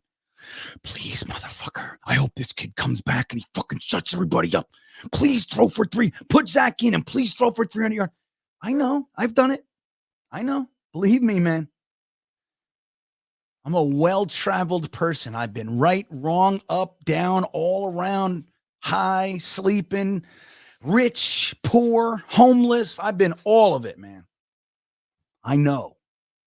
I'm telling you right now, Zach Wilson don't look good. Ricardo Flowers. Sorry to make you hang there for a little bit, Ricardo. Thank you for the super chat, buddy. He says, the best possible scenario is Mike White gets hurt. And Zach, I don't like that at all. And I know you put the disclaimer in there, but you already said it. Best case scenario is Mike White gets hurt. I don't like that, Ricardo. I think I know what you mean. Like that there's a reason for Zach to come in. The idea that your best case has somebody getting hurt, though, I don't like that. And I can't support it, Ricardo. I cannot do it. Your point, removing that, though, I will honor the second half of your point. And best case scenario is if Zach Wilson has to come in for any reason, is that he lights it up and proves he's the guy. I agree.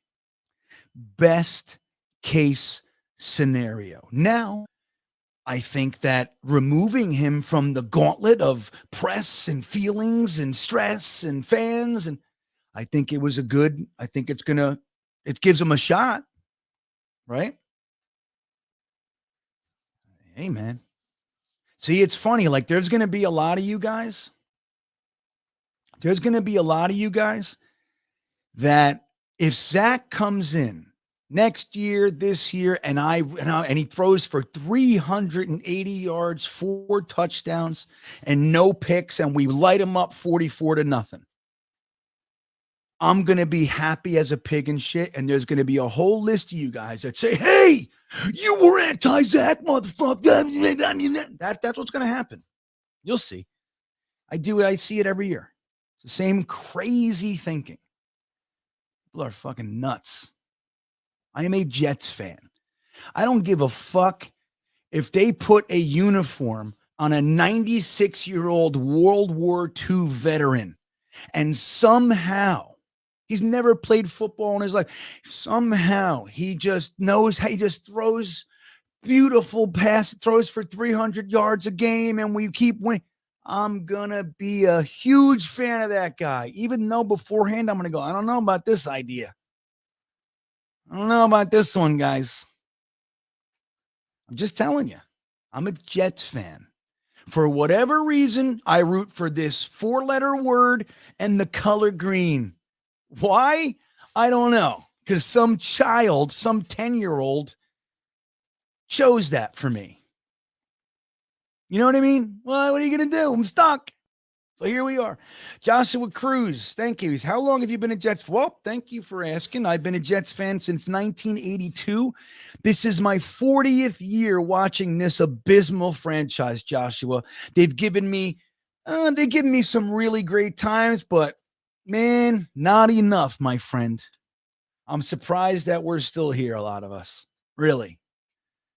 I really am. That's why a lot of these younger fans that are coming on, they're like intense and crazy. And I'm like, dude, I don't know. You guys I don't know why you're reacting like this. Fuck, man. None of these fans went through 1-15. 1-15 is tough. Even 2 and whatever is better than 1-15. Although, and I have said, and I'll say it again, that 1-15 year was still somehow more fun than the 4-win season and the 2, because they were actually good. They were good. They played hard and they were talented. We just couldn't win. We had so much talent up and down that roster, man. Mo Lewis, Marvin Jones, fucking Keyshawn, again, Jeff Graham, Adrian Morrell. Like, we had talent all over the place. Coaching was terrible and we just couldn't win. But you knew, there was a lot of jokes at the time. The best 1-15 team in NFL history. That's what we used to call it. Mr. Downtown. Bean, Zach Wilson has thrown 300 yards once in a loss, right? Technically speaking, yes, but he did have 297 yards in the Titans game last year. Remember the fun one when he sent Corey Davis to the end zone? So technically, no, but I consider that a 300-yard game. I mean, come on. What is this?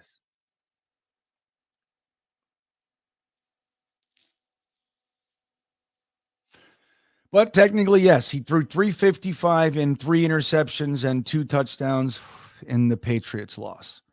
And there's just no denying it. There were other variables, right? The JFM late hit or whatever, roughing the passer was huge. And there were other things, but Zach lost that game. It was terrible. He looked outside. That first quarter, he looked so good too. Remember, he had that beautiful touchdown pass to Conklin? Beautiful touch, right in it. Soft.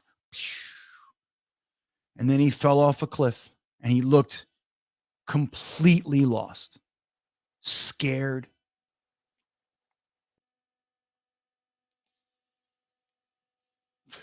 Matt's with me. Hey, Bradigan, what's up, buddy? Good to see you. Man. Let's see here. What else we got here? What are you guys doing? Yeah. You know why I'm optimistic? Because I don't fall to pieces over every fucking incomplete pass. You know what I mean? Now, when I was 18, sure, I did some of that. I don't know. I think people I think of the Twitter and the whole social media and the every 10 seconds, getting updates. I don't think that's good. I think it's just watch the game. We win, we lose. You guys look good. You see progress. You like what you listen to some post game. You check for news and stuff, and then you watch the game on Sunday. We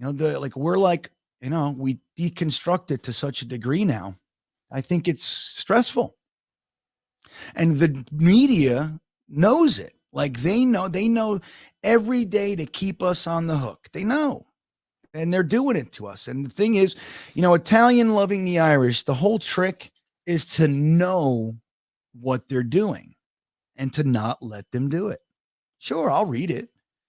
You think Samini gets me mad? Years ago, he did. I just say this guy's a loser, and I try to tell other people so they don't follow him. He's got 300,000 followers, and he fucking sells millions of dollars, and they love him at ESPN. But if we want it to stop, if we want this guy to stop digging up shit for our young players and making it that much harder for them to succeed, then we should all just stop following him and stop reading his shit. But we won't. So for me, I just go, all right. Listen, I wasn't optimistic during the Gase years. I was called a doom and gloom Italian loving the Irish. You know that? For 2 years, I was known as a doom and gloomer. Because the only thing is, I respond to what I'm looking at. I'm not negative for negative's sake, and I'm certainly not positive for positivity's sake. I'm not. I respond to what's in front of me. Hey, Braden, what's up?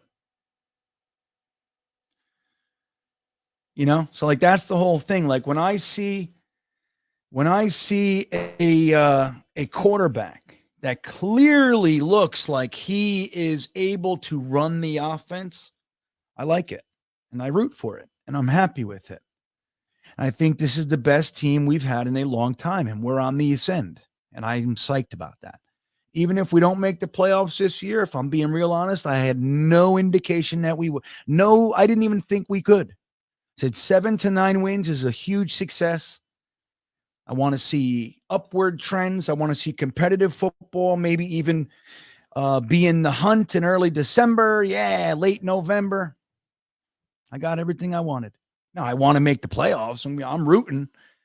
I want us to bad. But even if we don't, I'm excited about this team. I'm not going to fall to pieces. Mr. Downtown checking back in. Do you root for a team that has won a chip? Won a chip?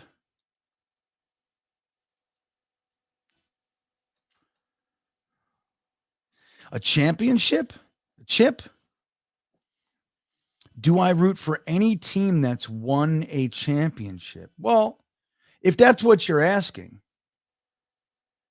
if I have that right, forgive me, Downtown, if I don't, if I can't decipher your codes, I don't have the key to.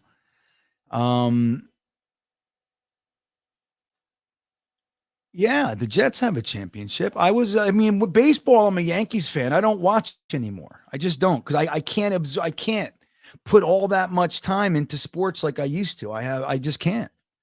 I don't have the time, right? I'm happy when the Yankees do well.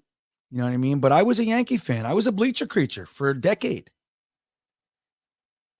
I went to, 20 games a year, 15, 20 games a year. Sure. Yankee games. Sat in the bleachers almost every time. The old stadium. I haven't been to the new stadium yet, Yankee Stadium.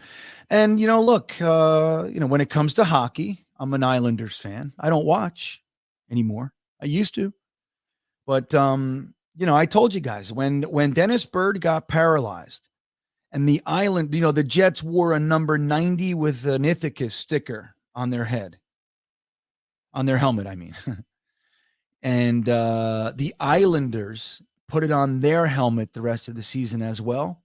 That was it. That's all I needed. I said, there's my team. And I wasn't real big into hockey, but I rooted for the Devils because I'm from New Jersey. So I rooted for the Devils. But as soon as the Islanders did that, pushed the Devils right aside, and I was an Islanders fan. And I'll always support that franchise because of what they did. And I watched for like a decade, 10 years, I'd say, solid. I watched all the games whenever they made it to the playoffs a few years there. And I was excited. It was great. I read the papers on it. I would read all the Islanders stuff, and basketball. I was always a big Nets fan, but dude, the net, you guys don't know a lot of you. Like the Nets were embarrassing in the 90s, early 2000s. Like they were like beyond anything you can imagine. Like they used to give tickets away, like these huge packages to elementary schools because the arena was empty. So we would have like Michael Jordan and Scottie Pippen in town playing our Jason Williams led Nets. And, like in between, commercial breaks, the cheerleaders come out, the dancers, everybody dance now. And they do the whole thing. Not the Nets. The Nets had so many elementary school kids in there that they had this group of multicolored apes, like gorilla suits, blue, red, fluorescent green, fucking yellow. And they would come out and you would hear music like this. And They go, oh, do, and they'd grab kids and they'd bring them out, and it was like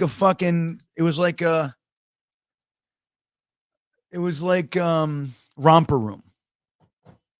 And I'd be sitting there as a fan, drunk, yelling, fucking bull. No, I always had my composure with kids, but that's what it was like. So because of that, I also watched the Knicks, and I loved the Knicks as well. For many years, I couldn't do anything with the Nets. And then when the Nets traded they got Stephon Marbury. First, I think they got Cassell first, who I liked, and then they traded him for Marbury, who was amazing. Very selfish player, but he was amazing. Then they traded Marbury for like that 7'10" guy, Brady, right? What the hell's his name? Dudley, some shit. And then they got Jason Kidd and Kenyon Martin and Richard Jefferson and all those guys. That was a fun team, and I was into that. But the Knicks, I was all Patrick Ewing, dude. And I couldn't believe that we didn't win one championship. Friggin' Bulls, man.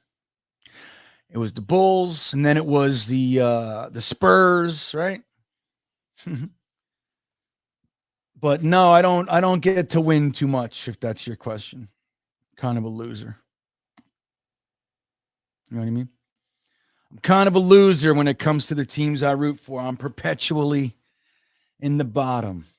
That's why it's like, if you're going to be at the bottom, you can't complain about being at the bottom. It's like when other fans, I get all these DMs and shit. They're like, you suck. Ha, ha, ha. I'm like, and? Tell me something I don't know. I watched the game. I know. I saw it. Your quarterback's a bust. I'm like, probably. I hope not, but probably. Believe me, the beginning of this year, I had all kinds of other teams' fans that I live around. Oh, man, looks like you guys made a big mistake. Took another wrong quarterback. I said, you watch. You watch, man. This is the year. That kid's ready. All offseason, I was ready for Zach. I made videos on it. Go look. Why Zach's going to be a success. You guys think, like I'm a hater. I'm not. Zach stopped giving me anything to support the idea that he's good. I don't know. Still has all the same physical tools. I hope he gets it right, but shit, man. His last game was one of the worst games I've ever seen. Ever. And that was after 2 or 3 games that I thought were the worst games I'd ever seen. Outside of Buffalo. Paris checking back in. Thanks, buddy. He says, look up the stats for Joe Kapp, who led the Vikings to Super Bowl 4. Not very pretty, but considered one of the best players in the NFL. Joe Kapp. Oh, I still have the stats up. I'm sorry. I didn't even realize that. Let's see. Joe Kapp stats. Fucking Paris. There he is. Here's Joe Kapp, everybody. That's who we're looking at. He played quarterback from, let's see, he was the 18th round of the 1959 NFL draft. 48.9% completion percentage for his career. Only had 5,900 yards for his career. Oh, 4 years. Look at that. He only played for 4 years. So if he's Super Bowl 4, that's the 69 season. So this was it, Paris. So he had played 13 games. He was 12-1, 120 for 237. He had a 50.6% completion percentage, 1,700 yards. Remember, this is a totally different NFL. Running dominated. 19 touchdowns, 8. Wait. I'm sorry. Yeah, wait a minute. 19 touchdowns, 13 interceptions. Touchdown percentage, that's weird. Percentage of touchdowns thrown when attempting to pass. That's a weird stat. What else? Yeah, he's not very good. 44.7%. He never had higher than a 52% completion. But remember, the game was very different back then. It was predicated on running. Very different. That's why what Namath did.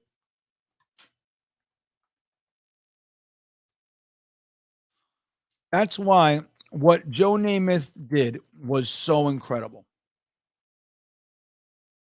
Okay. Like, what is this? Get out of here. Wait, what is that? Okay, let's look at this. So, remember, 48 point. Remember, he's the only quarterback in the NFL Hall of Fame that has more interceptions than touchdowns. So there's that. But look at this: 2,220 yards on 164 completions, 48.2 completion percent, 3,370 yards. Now, this is in 14 games. 14 games. We can't get a quarterback to do it since in 16 games. And now 17 games. We can't sniff it. But he had 4,000 yards in a league that was running league. He had 2,000, 3,000, 4,000, 3,000. And then slowly but surely, look at that. 4,026 touchdowns, but 28 picks. Is he great? And this was the Super Bowl year, 68. So he had 49.2% completion percentage. He had 3,147 yards. And again, 15 touchdowns, 17 picks every year, right? 5 touchdowns, 12, 5, 6, 19, 21, 5, 6. He has more picks than touchdowns almost every year. It's crazy, right? Even down here, 3 touchdowns, 5 picks.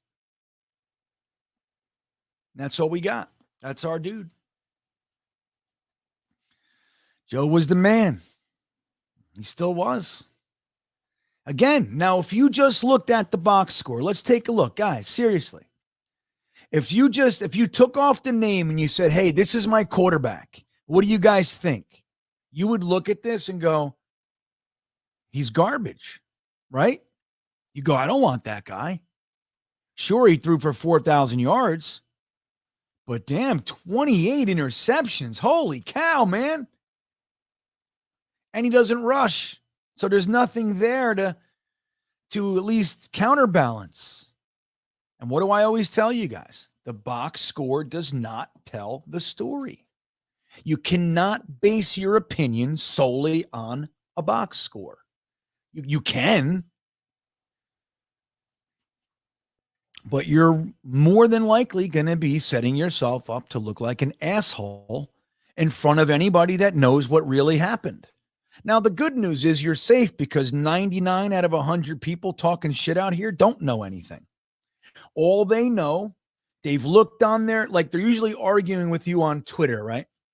So you're like, hey, man, this is what happened. They can very quickly look up stats and argue with you as if they know something. They don't know. And again, they're not absorbing the whole story. They don't know what led to this and what happened there and why this looked like that and why this is so amazing and that sucked. They don't know. But if you know the story, then you know what really happened. Joe Namath, if you just look at the box score, does not look like the quarterback that you want, does he? His best year, 4,000 yards, 26 touchdowns, 28 interceptions, 50% completion percentage. You know what I mean? So what do we do with that?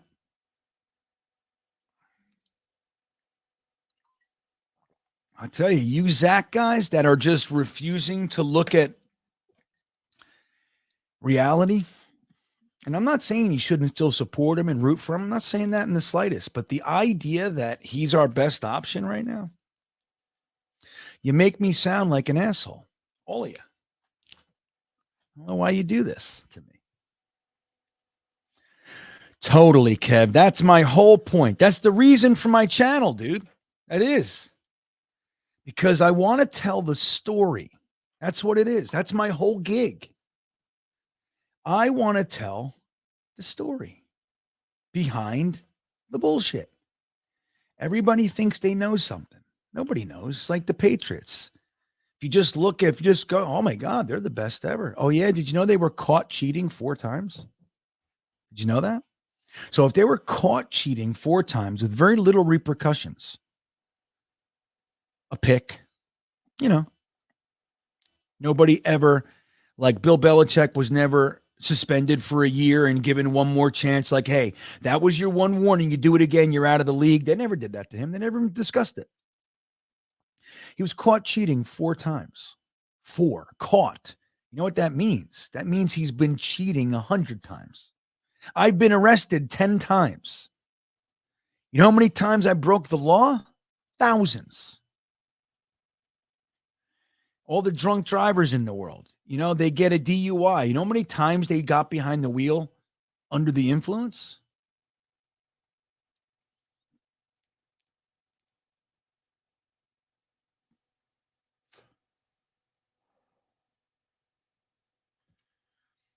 So I'm here to try to tell the story.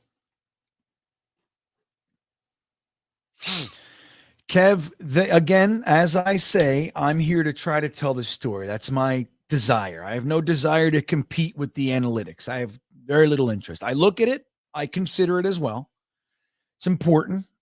It's very interesting sometimes, but I'm not an analytics guy. I have no interest in that. I want to tell the story. There's an emotional, momentum-laden story behind the numbers. That's where I live, right? So my story about Zach Wilson during that draft period, number one, I remember when he just started to climb the charts a little bit. I thought to myself, this is going to be, and I said it to everybody actually. This is going to be the meteoric rise guy. Every year there's a couple of those. Last year it was Walker at the end. He shot through the charts. That doesn't mean they're not good, right? But every year there's a couple guys that combine or pro days. People fall madly in love. The analytics peeps. Oh my God, his 3-cone. They get all crazy. And Zach, that happened to Zach. So we all started talking about him. We started moving up. We knew the Jets were probably going to take a quarterback or trade. We had the 2nd overall pick. More than likely, we still had Sam, so we didn't know what we were going to do. Remember? And I used to say all the time, my hope is that they trade back, gain as many firsts as you can. It's a rare opportunity to reshape the entire franchise. Miami got 3 firsts and a 3rd to move back. They ended up using 1 to trade up. So they got back to like 6 or 7, whatever it was. So my hope was to trade back, keep Sam, and use your 1st round pick. If you traded back to 12, 10, 14, you don't go further back than that unless they're giving you 10 firsts or something, but it's like 3 firsts and a 3rd. You go back to pick 14, pick 12. Guess who was there? Mac Jones, Justin Fields, obviously Kyle Trask, who I like a whole bunch, Kellen Mond. They were all there. Davis Mills, they were all there. The only 3 that weren't there were Trey Lance, Zach Wilson, and Trevor Lawrence. So if you could have gotten 3 firsts and a 3rd, still had Sam Darnold, and brought on Mac Jones. Let's say you brought on Justin Fields. So you got Justin Fields and Sam Darnold doing the battle, and you got 3 extra 1st round picks, and you got an extra 3rd, and you let it happen. You let the quarterback battle rage on. That was my thought, because the whole story I told with Zach was, I like him too. He looks crazy talented. But are you guys noticing something? That he's literally never under pressure. And every time that he is, he crumbles. He looks sloppy and erratic. No. Dude, I've had half-hour discussions with guys on the phone. They tried to sell Zach. I said, I'm not against it. I don't hate him. I'm just saying, how can you possibly not see this concern? You're choosing not to see it. That's what I say. If you want to pretend it's not there, that's fine. But I see it. And just know, coming from BYU, with that particular concern, he's going to take a couple years. He's not ready to just come in and be the quarterback. And if he is, he's going to be shit for a little while. Nobody wanted to believe me. Game 4, people wanted to fucking bench him.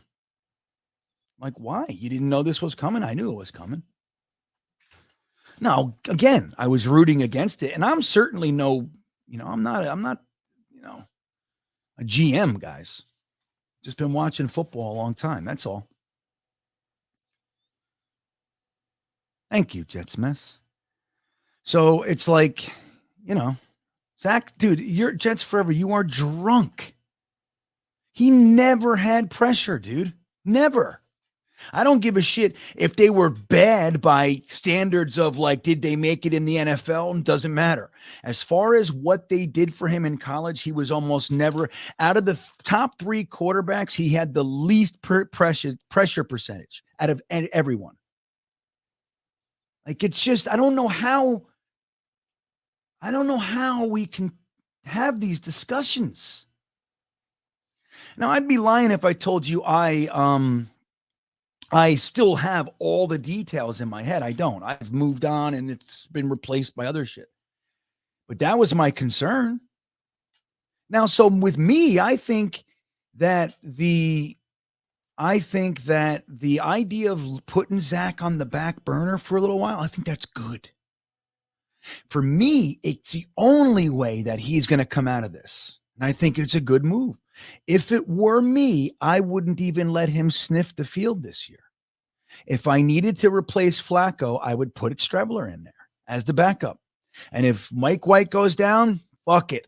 Throw caution to the wind. Put the Grey Cup in there. Just do it. It is what it is. And then next week, Zach can be his backup because it's what it is. I would not expose Zach to the rigors of the NFL for the rest of this year. That's me. Not because I don't want, it's because I want him to be able to have a chance.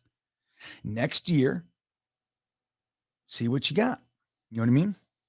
That's me. Hey, Ablab's still here. What's up, buddy? That would have been, I know. Wouldn't it, buddy? I know. I got my head chopped off every day for that. But you know what? It's the same thing like with Sam Darnold. When we were talking about Sam, my whole thing was, Sam Darnold has PTSD. You can see it. He's got happy feet. He leaves the pocket when there's no rush. He's damaged. That guy needs to be put in as a second string quarterback for a year. Let him you're not the starter. Don't worry about anything. Maybe even third string where he's not going to play. What did Matt Rule do? He traded for him and he stuck him right in there in the gauntlet. And then McCaffrey gets hurt. Sam was toast. He did the offensive line sucked in Carolina just like it did here. He was a mess. Now look, Sam's coming in now. He looks pretty good. Why? Because he sat. He sat all year. I don't know what it means for him, but I'm saying it gives him a shot.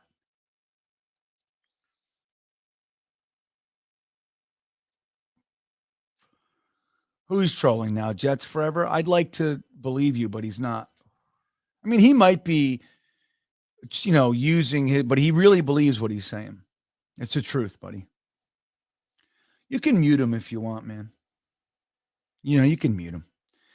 I don't mute Jets forever. I like to see how ridiculous the world can be. Right, Jets forever? I'll tell you what, though, guys. The truth is he's right a lot. Just want you to know that.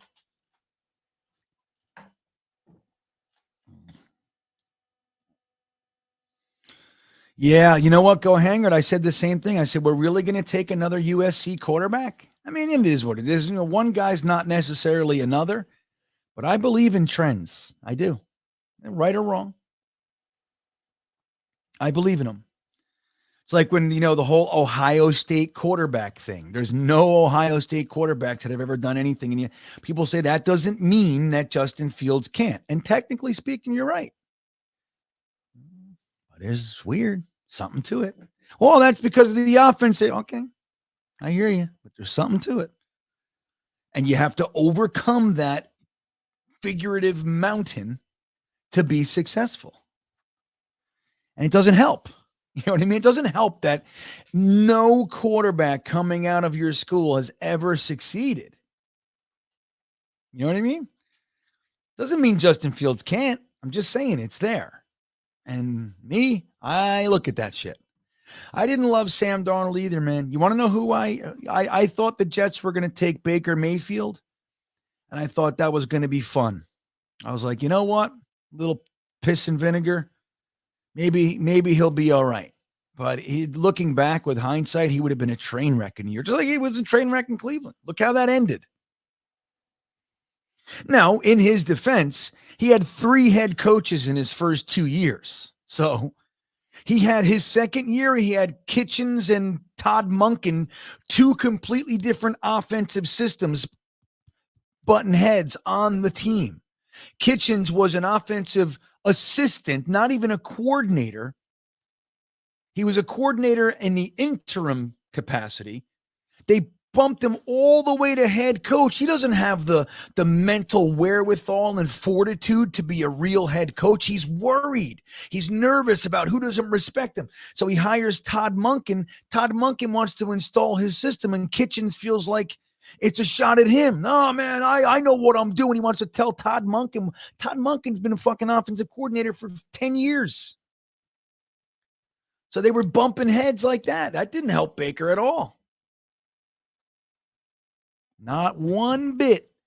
That team was stacked.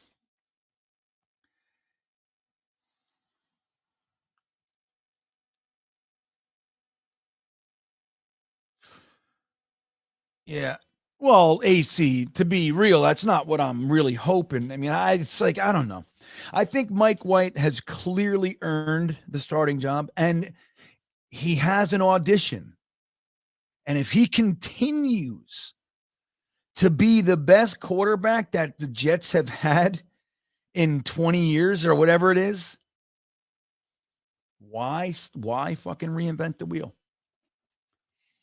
And in the meantime, you just keep Zachy Poo developing, simmering. Maybe, just maybe, when he does get an opportunity, he's the Zach we all hoped. You know what I mean?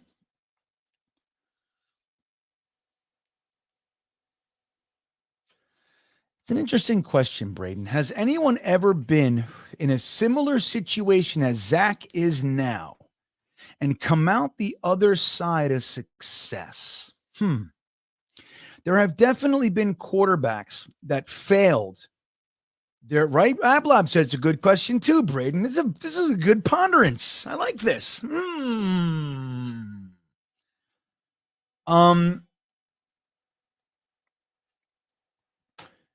I think there have definitely been quarterbacks that failed in their first attempt at being a starter, were relegated to second string, bounced around, and had the opportunity to come back and have done well, for sure.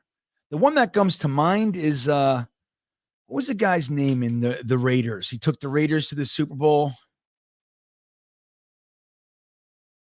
Hold on, let me see. Raiders last Super Bowl.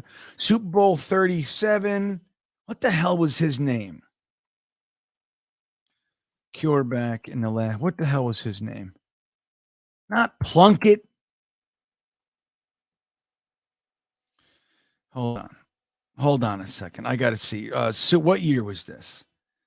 1977. What the fuck is this? Super Bowl. They lost to the Buccaneers. What the hell was that guy's name? So somebody's put it in the chat. What was it? Gannon? There it is. Jets Chaos called Glenn, and Glenn said, tell him it's Steve Gannon or Rich Gannon. Thank you. Bradigan's got it. Right. Steve Young is a good example, Robert Gonzalez. Steve Young is one. He was a flop, and people forget that. He was terrible for the Buccaneers. Remember that? No, nobody remembers. There it is. Hey, this is the first thing that Jets forever. Now we're getting somewhere. Look, guys, I'm mad at Zach too, Jets. That's how I feel. Now that's something real. We can sink our teeth into this one, Jets forever. And I don't think it's over for him either. But this is progress, everybody. Look.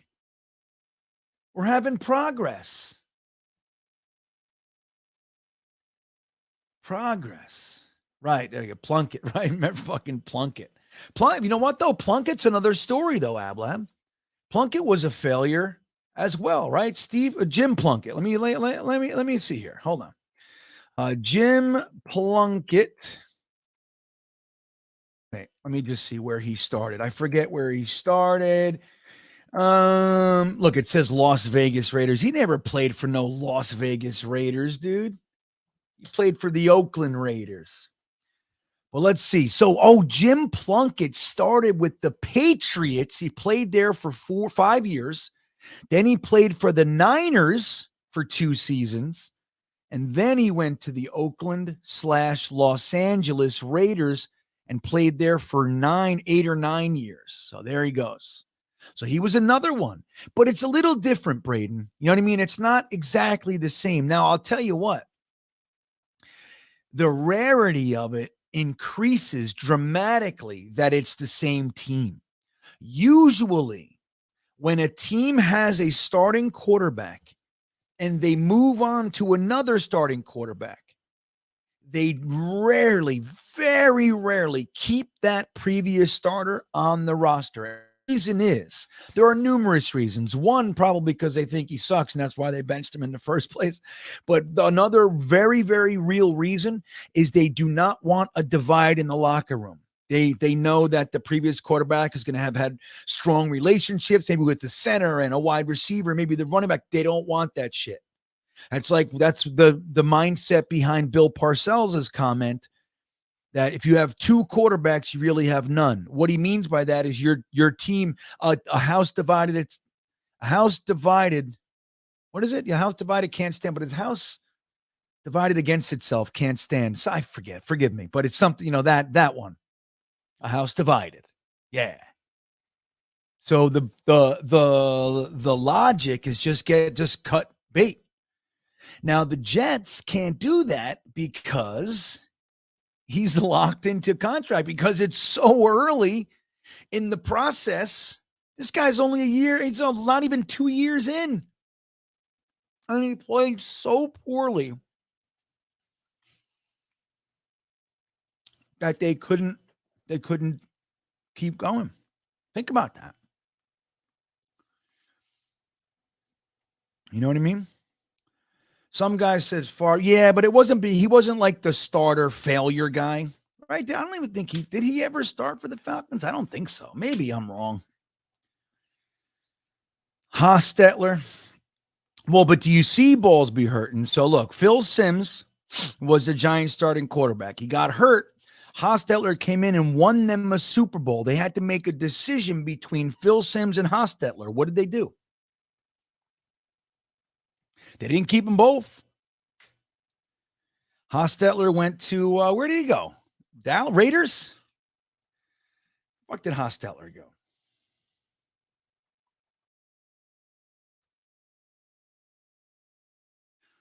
F. Hostetler. Where did that guy go? Let me see here. This is a night of learning, everybody. Yeah, the Raiders. See, I had it. And then he played for the Redskins for 2 years. See that? I remember. Super Dario checking in. Thanks, buddy. He says, no New York quarterback should start in their first year. No going back with Zach. Trade for draft capital. All we need is a game manager and have depth in other positions.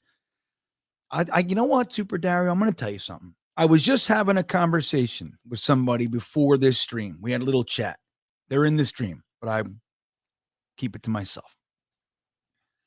We were discussing that. Is New York, making it as a young quarterback in New York, if you struggle, is it that much harder to develop? And I think, it's definitely in the equation. Now, I think somebody said, I forget who it was, but they said, yeah, it's definitely harder to play in New York, especially if you suck. Who was that? I forget who said that.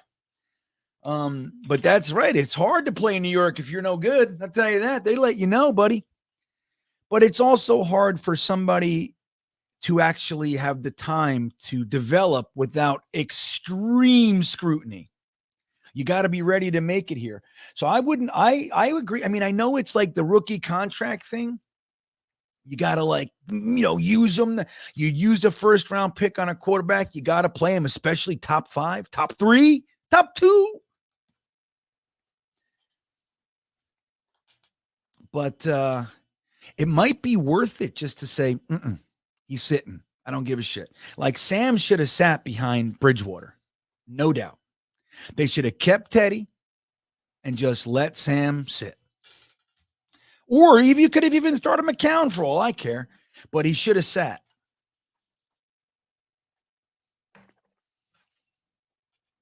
You know?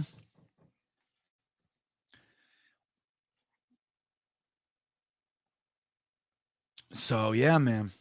But I don't know. I mean, I gotta tell you, look, if I'm real honest with you guys, I think that there's some potential truth to the second half of this comment. Like, there's no going back at this point. I don't know. I mean, they keep reiterating, dude, I'm telling you, the story's not written for Zach. The intention is to play him. But if they have to keep Mike White, if they're like, dude, this guy, if he keeps throwing for 300 and we win these last 4 games and the team's already rallied behind him and everything else, they're going to want to keep him. And if Mike White proves that he's an NFL starter, he's not taking $10 million. I'm just telling you. Ain't happening. Now, maybe you can get him for a 15 and you with incentives like, hey, we'll give you a 2-year contract, see if you can really do it, okay? Give you $15 million with the potential to make 25 if you hit this and that and the other thing. And if you do make that, like there's even a clause that we will extend you for 30 million, whatever, you know what I mean? I don't fucking know, but something like that.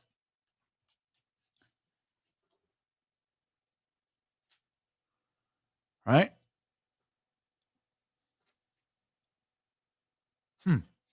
But it's going to be a decision, man. Like if Zach is going to cost $9 million on your cap, no matter how you slice it, unless they somehow trade. If they get a trade, if somebody, like if you even said, hey, look, to like the Niners, they're not going to want them because they have Trey Lance, Jimmy G, and now Brock Purdy. Maybe the Colts. And believe I'm just hypothetically, okay? Just I'm just following a line of thinking. That's it.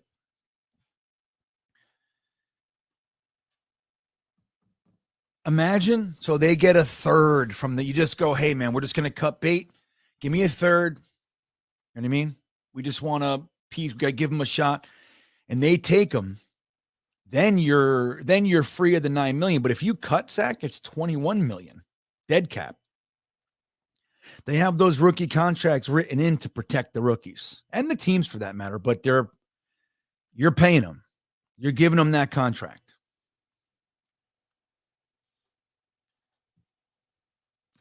It's interesting. It's interesting. I wonder, man. Now, look, again, we have 4 games left. Let's see. This could all be moot in 2 weeks. Or it could be moot the other way. Or, you know what I mean? Mr. Downtown says, Bean, do you remember Greg McElroy, Bryce Petty, Kellen Clemens, etc.? Why did these guys get more support behind them? Seems like we can't have the entire fan base support Mike White. Well, not everybody supported him, Mr. Downtown, but a very real anomaly is that people, they say the backup quarterback's the most popular player on the team. The quarterback's out there taking the bullets, and everybody thinks the backup quarterback would save the day. Now, this happens to be a rare example, especially for us, where it looks like that might actually be the case. Can you imagine?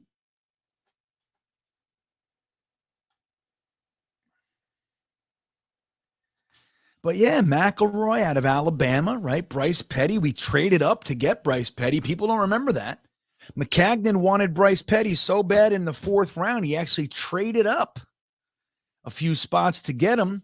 Kellen Clemens was a very intelligent, very beautiful pick in the second round of the 2006 draft. We had already drafted DeBrickashaw Ferguson and Mangold in the first. So think about that. That was Mangini's first year. He comes out of the box. The Jets have been loosey-goosey. Jonathan Vilma, Santana Moss, Brian Thomas, all up. We're trading for fucking tight end, first for tight end, second round picks on Mike Nugent, the kicker. And then Mangini comes in and he goes left tackle, center, quarterback. Telling you, that year we went 10-6, remember? Playoffs. They called him Mangenius. The next year he drafts Revis. That was like one of the best drafts we ever had. Who was it again? 2007 draft. Let me see. Wait. Jets. Let's see here. I'm going to show you guys. 2007 Jets draft.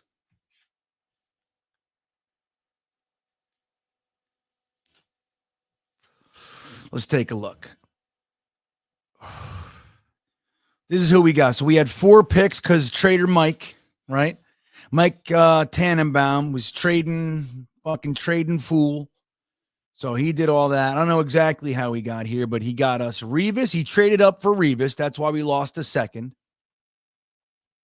So he traded up for Revis, got us David Harris in the second, which would allowed us to trade Jonathan Vilma. I still hated that. You should have been able to keep them both. I don't know why Mangini couldn't figure out a way to use Jonathan Vilma and David Harris, but he couldn't. So he traded him for a third and a fourth. So Jacob Bender, obviously, I don't think he amounted, but Chancey Stuckey was also pretty good, and he was Brett Favre's favorite target, or one of. And Chancey Stuckey was part of the trade that got us up in the draft in 2009 to get one Mark Sanchez, right? So let's see the 2000. I'm curious to see who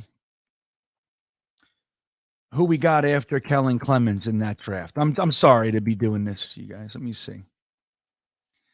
But I'm just very curious. Okay, so we got DeBrickashaw Ferguson out of UVA, right? Mangold out of Ohio State. Then we got Kellen Clemens with the 49th pick out of Oregon. An F. Oh, no. Anthony Schlegel, linebacker. This was a terrible pick for so far good draft. The front office snagged a future left tackle, center, and then takes Schlegel, undersized, and reached for Schlegel, played for the Air Force Academy for his first 2 years, transferred to OSU, decently expected as a fourth, fringe fifth. The Jets reached for him, and boy, was that a mistake. Released only 1 year after he was signed by the Bengals and released again. So Anthony Schlegel was a big flop.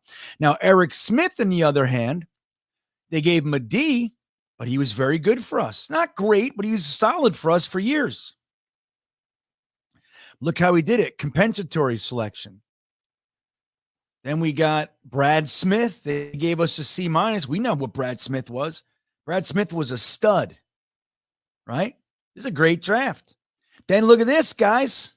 117th overall, we took a little-known running back named Leon Washington, one of the studs of Jets history, and it ended prematurely. They mismanaged him, and they traded him to Seattle for his 7th.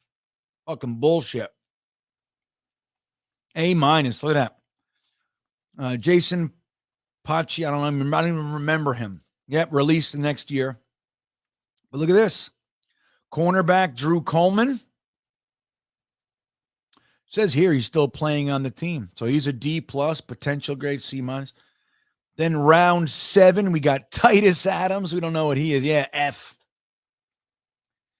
Just drafted just to use the draft choice. Adams would never expect it to make it. See, that's what I mean. Like, back then, it was like, why are we just, he was never expected to do anything. Like, a 7th round pick is fucking valuable, man. We got Bam Knight and Bryce Huff as undrafted free agents.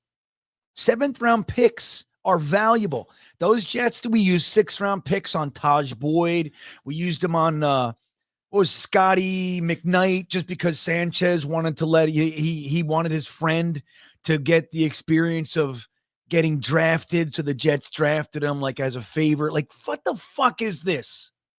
You know what I mean? This is the stuff that we've been dealing with. I'm telling you, man, it's when people tell me like Joe Douglas this and Joe, I'm like, you don't eat, then you clearly don't remember shit.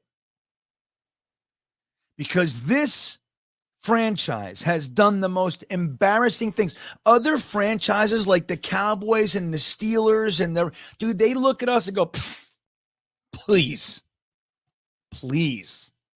Even a broken clock is right twice a day. Of course, they're going to be good every 10 years, every 20 years. Of course, it just happens. But fuck. Using sixths and sevenths like they were garbage. Throwaways. Joe Douglas found us Michael Carter II in the 6th, Jamie Sherwood in the 5th, or he was a 4th maybe. But Hamza Nasruddin, who's simmering nicely on our pipeline. Mitchell, Clemens are 4ths. You know what I mean? Like Jonathan Marshall, sadly, who was just plucked today. That pissed me off. Pisses me off.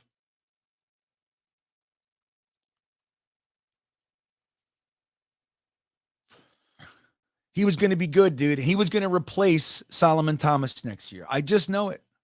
But you can't leave dudes on the practice squad and you know, not know that they're risked. They're under, you know, it's a risky thing. But man,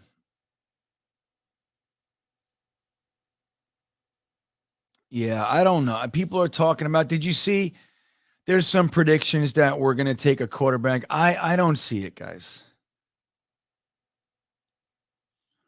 Braden, they say day to day. I'm going to be real honest. I don't think they're going to risk it.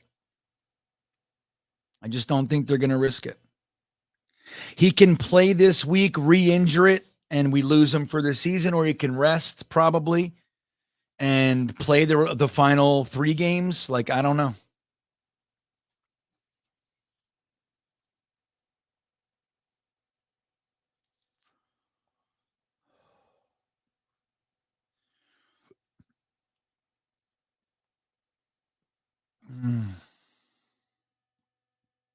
Yeah, that's it. Go Hangard. Like to have, like, look, there are guys like us. I've been paying attention to the 5th, 6th, 7th round and undrafted free agents as a hobby for years. A hobby. There were guys, Vontez Perfect. I mean, it just goes on and on and on. Guys that we were talking about years ago.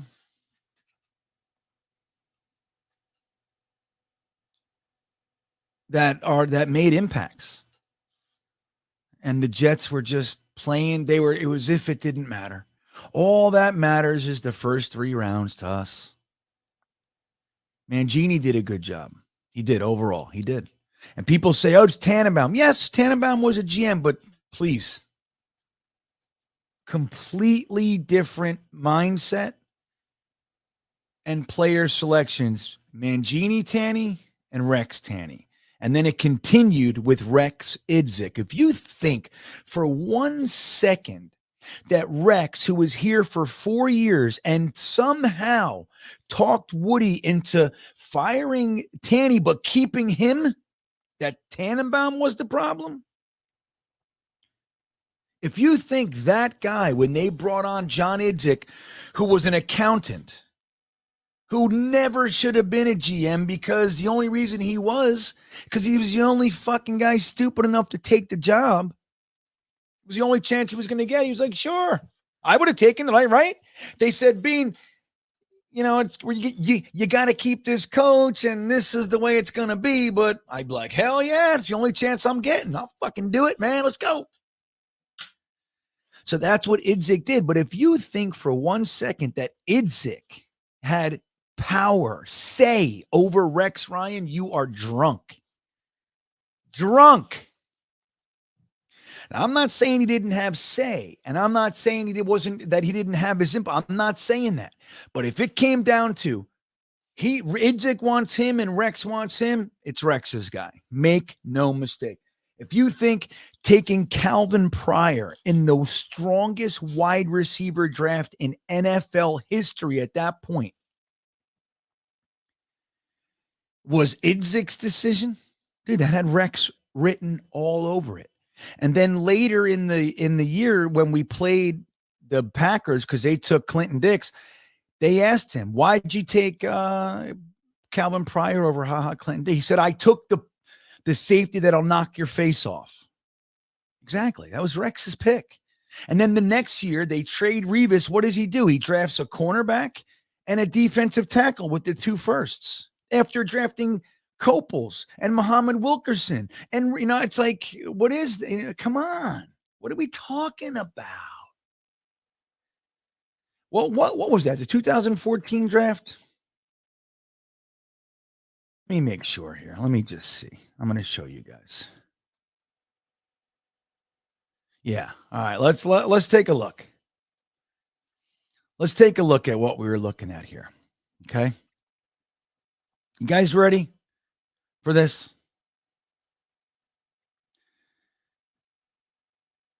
All right. Let's take a look at this. So this was a 2014 draft. All right.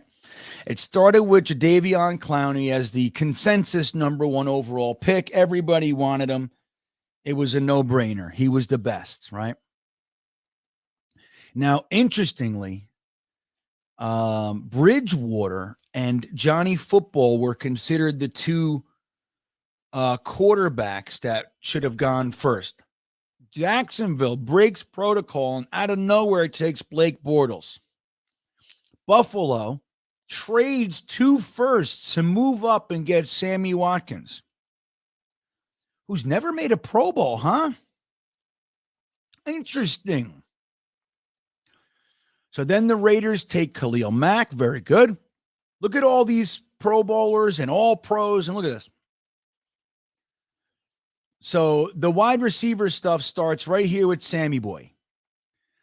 Then you go, look at Mike. Then it goes to Mike Evans, right? You had tight ends, though, too. Ebron. Look at Anthony Barr's in here. It's a great draft. Taylor Lewin.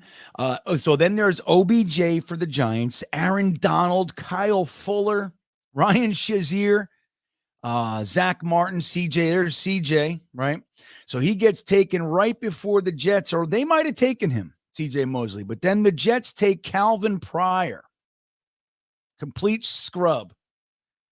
And this was the guy they should have taken right here. He was sitting right there. Now, he never made a Pro Bowl, but he's had 1,000-yard receiving seasons every year. Why? How he never made the Pro Bowl, who knows? But look at all these wide receivers. You got Brandon Cooks.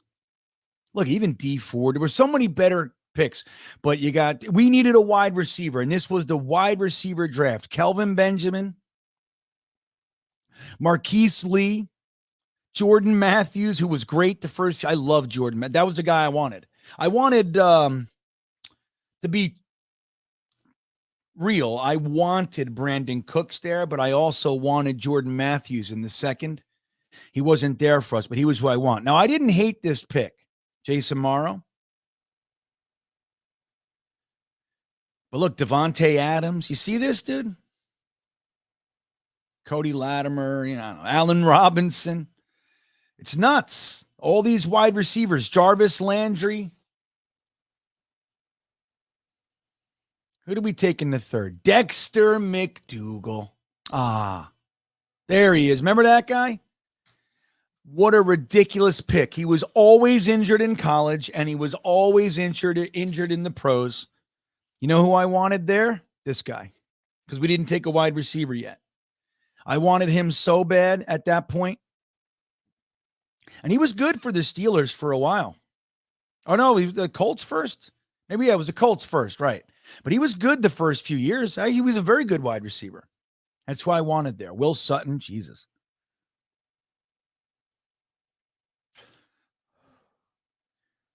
Devonta Freeman. Look at all this. It's just crazy, man. Who did the Jets take in us? We took This is where we started with the wide receivers. This guy, Jalen Saunders. Remember he had a seizure on the way to the practice, the first training camp? You guys remember this? This is how poorly we mismanaged things, guys. Just so you can know. This was Rex. Now let's take a look at the 2015 draft. Let's just watch. This is Rex. Right, who? 2016. Who do we have? Was it still Rex? 2016? No, that was 2015. Wait a minute. I might have it flipped. I think 2013. Right. This was McCagnon's first draft. So I want to look at 2013. I'm sorry, my bad. I had it flipped. 2013 is when we traded Revis. We traded Revis. And the Jets come in and we take the perpetually injured cornerback D. Milliner. You know damn well that we traded Revis and used that pick on a cornerback. What's everybody going to do? They're going to compare him to Revis. The kid had no chance if he wasn't the best. And he was not. He played, I think, 2 seasons. I think he had a handful of games. He had one really good game with 2 picks. Outside of that, nothing. So then we took Sheldon Richardson. You know, had Rex all over it. Cornerback and defensive tackle. He was good. I still think we should have got rid of him, but Mac traded him for a second and Javon Curse, which helped us get Sam Darnold, by the way. I don't know if you know that. So who do we take? Look at all these guys, man. Kyle Long, Tyler Eifert. But anyway, I was like just completely lost with what we were doing. I was like, what? Like, what are we doing? We already had all these defensive tackles and it was crazy. So who do we take with our second round pick here? Oh, yeah. Gino. There he is. Gino. Which was fine, right? It was fine. Then Le'Veon Bell's right there. Kiko Alonso. Oh, my God. So let's see who our third round pick is. I'm just real curious to see what the Jets did here. So Jets, we took Brian Winters with our third round pick. He was all right. He did okay for us. Still could have did better. But Keenan Allen, oh my God. But look at this. We took Brian Winters and Armstead's right there, dude. Oh my God. See what I mean? Like, all right, the thoughts, all right. Okay, good. You needed an offensive lineman, great. But they took Winters over Teron Armstead. You see it? You see it? This is what happens when you got a room full of people that don't know what they're doing. Rex, fantastic coach, knew his shit. Couldn't out-scheme Rex Ryan. But he didn't know. So Odeabushi, okay. I liked him too out of UVA. He never amounted to too much, but he was a solid player for a few teams, actually. I think he played like 10 years, something like that. He was on the other end of oh no, wait, I'm thinking of something else. I forget. All right, I got confused. All right, let's see what else we did here. William Campbell, 3 offensive guards. We wanted to get this one right. We wanted a guard. Too bad none of them. We took 3 of them. Look, right here. Look who's right here. He's on the Bills, right? What's his name? Huff just burned him, I think. All right, let's keep going here. So then we got Tommy Bohannon. Remember the fullback? Rex loved his fullbacks. Took 2 fullbacks. So that was a 7th round. Do we have any more? I don't think so. Maybe. Nope. What's this? What's this down here? All right. Anyway, you see it? See that though, Hennessy? This is the shit. Now, I want to remind you of something. A lot of we were online during these drafts. But when you go back, we weren't, like this. I was online, but I still didn't have the same research capacities. This was before like Twitter, at least in my world. But do you see these picks, guys? Now, wait, let's just be random here. Let's take a look at the Steelers. Let's just take a look. I have no idea who they drafted or what. Okay. Let's just see what they did. Let's look at this. So the Steelers, Jarvis Jones. I don't know anything about Jarvis Jones. Let me see. Did he ever play? I don't know anything. Steelers first round playing for them 4 seasons. So I don't even know. I don't know anything about him. Let's look at what else he did. It's probably going to be the worst Steelers draft. Le'Veon Bell did okay in the second. Let's see. Here we go. The Jets have Brian Winters, and the Steelers take Marcus Wheaton. He played. I don't know anything. That's not the best pick in the world, right? Let's see. Steelers. Shamarko Thomas, nothing there. So they kind of got Le'Veon Bell out of this one, it looks like. Not the best. Terry Hawthorne. All right, I don't know who. Micah Hyde. Look at that. There's Micah Hyde, though.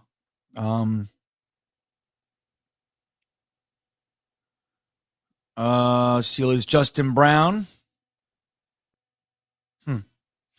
Anyway, all right, not the best example, but there's a lot of years where like the Steelers, the Ravens, the Giants, like they know how to keep talent coming in. You know what I mean? Second, third, fifth, sixth, right? Like they know how to do it. The Jets were lost.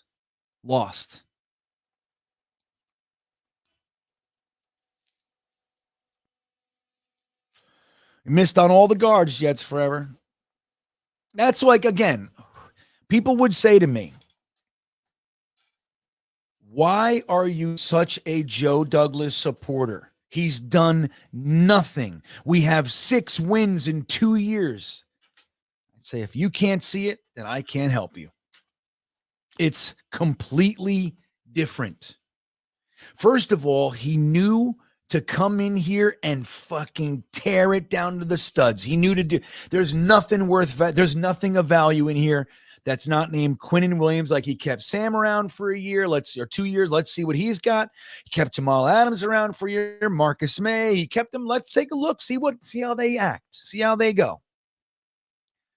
Within 2 years, Leo was gone. Jamal Adams was gone.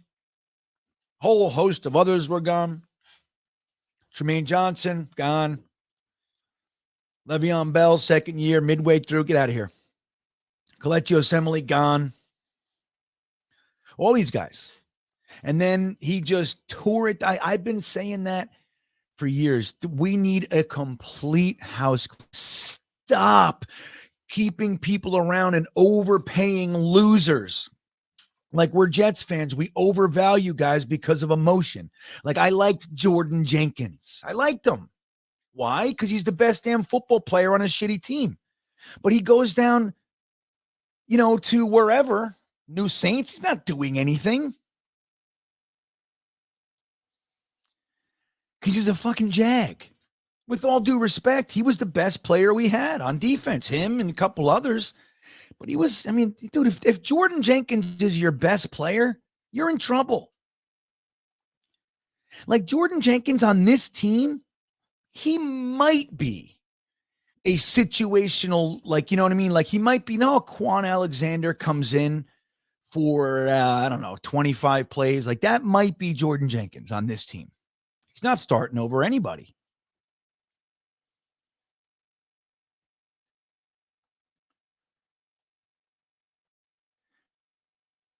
Yeah, well, Joe D, he gave Jordan Jenkins that 1-year extension. Remember, everybody thought, we're going to have, dude, there were Jets fans talking about 4 years, like $8 million a year for fucking Jordan Jenkins.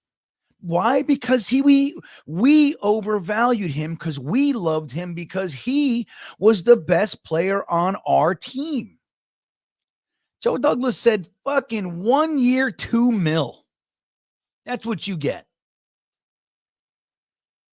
And forgive me if I'm wrong on the exact amount, but it was something like that. And he signed. Why? Because he had no interest out there. Nothing. He signed, signed quick. Yeah, I'll take it.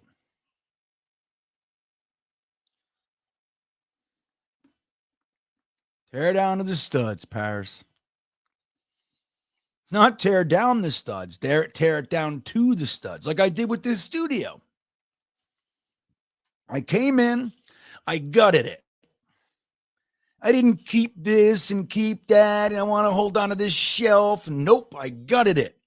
Took it down to the studs, tucked in my own insulation, put on my own sheetrock. We put the ceiling up. My brother-in-laws from Brooklyn came down here and they helped me put the mini split in. We ran electric, you know what I mean? I ran all the new electric in here. It's like, I didn't hold on to fucking everything in here. I mean, obviously just the shell. There's a shell here, sure. Joe Douglas got rid of everything. And again, even though Mekhi Becton's now, he's perpetually hurt, and Denzel Mims, a little bit of a disappointment. Just the way Joe Douglas came in here and said, left tackle, biggest left tackle in the draft, give me him. Big 6'3" wide receiver, runs 4.3, give me him. It was just, you can't always hit on the players, but it was what he was doing. Then he got a guard in the third, Cam Clark. I think he was fourth, actually. But he got a defensive end. I was like, finally. No, I didn't like the James Morgan pick. I didn't like the Ashton Davis pick, if I'm being honest. I liked Piron. I liked fucking Bryce Hall, but it was just the manner in which he drafted. He traded back, gained 2/3. I saw it right away. This is a whole different thing, guys. It's a whole different thing. Playoff odds, Wyatt? I think we're making the playoffs. I think it's 100%. That's what I think.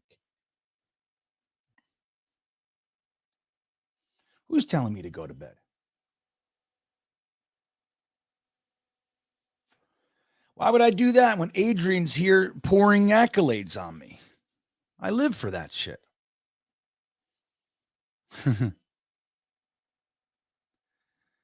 Who's telling me to go to bed?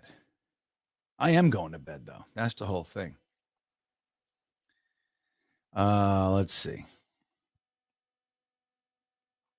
Yeah, and it's not to say Henry Anderson, right, man?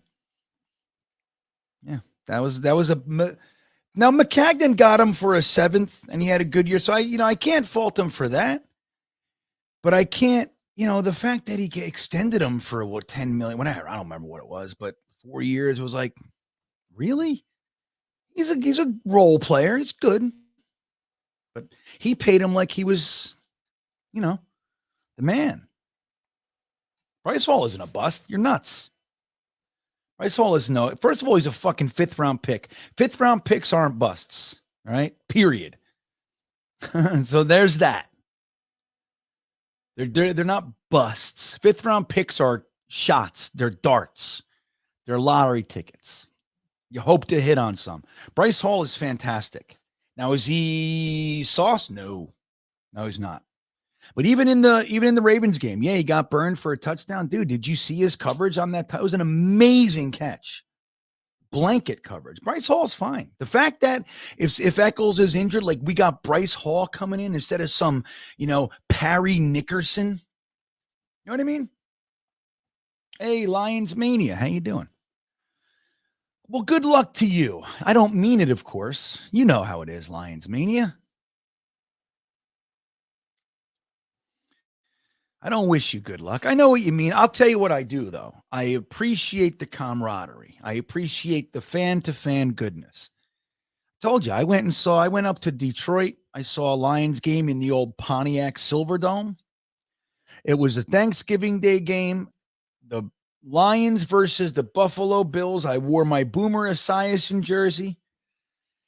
Saw Barry Sanders play. Oh, I was so happy watching Barry Sanders in his house. Thanksgiving. I was like, what, against the Bills? What's better than this?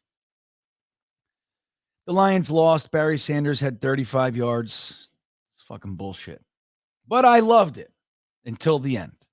You know? It was great being there. I went to Frankenmuth. I did a whole bunch of shit up there, buddy.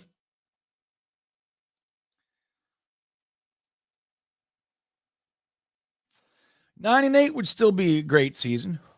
It'd be disappointing if we don't make it. But 9 and 8, dude, come on. 6 wins in 2 years. It's great. And then we come into next season with a whole bunch of momentum, ready to knock people's teeth out. That's the way. I know, Jets. I got to go. I'm actually leaving for Baltimore tomorrow. Dude, I'll be fit. Tomorrow's my last day in my 40s. Tomorrow's it, everybody. I'm going to do like a 1 hour Thursday thick of it tomorrow for my birthday. I'll be in Baltimore. Will I? Wait, tomorrow's Wednesday. Thursday's my birthday. So I'll be doing a Thursday thick of it. I'm just going to do 1 hour because I'll be with family and everything. I'm just going to come on and I'm going to say hello. I'm going to say happy birthday to me. I'm going to accept all your delightful, loving birthday wishes, and I'm going to go back with my family. So I'm going to do. But tomorrow it's Baltimore to go see Pop Pop in Baltimore County.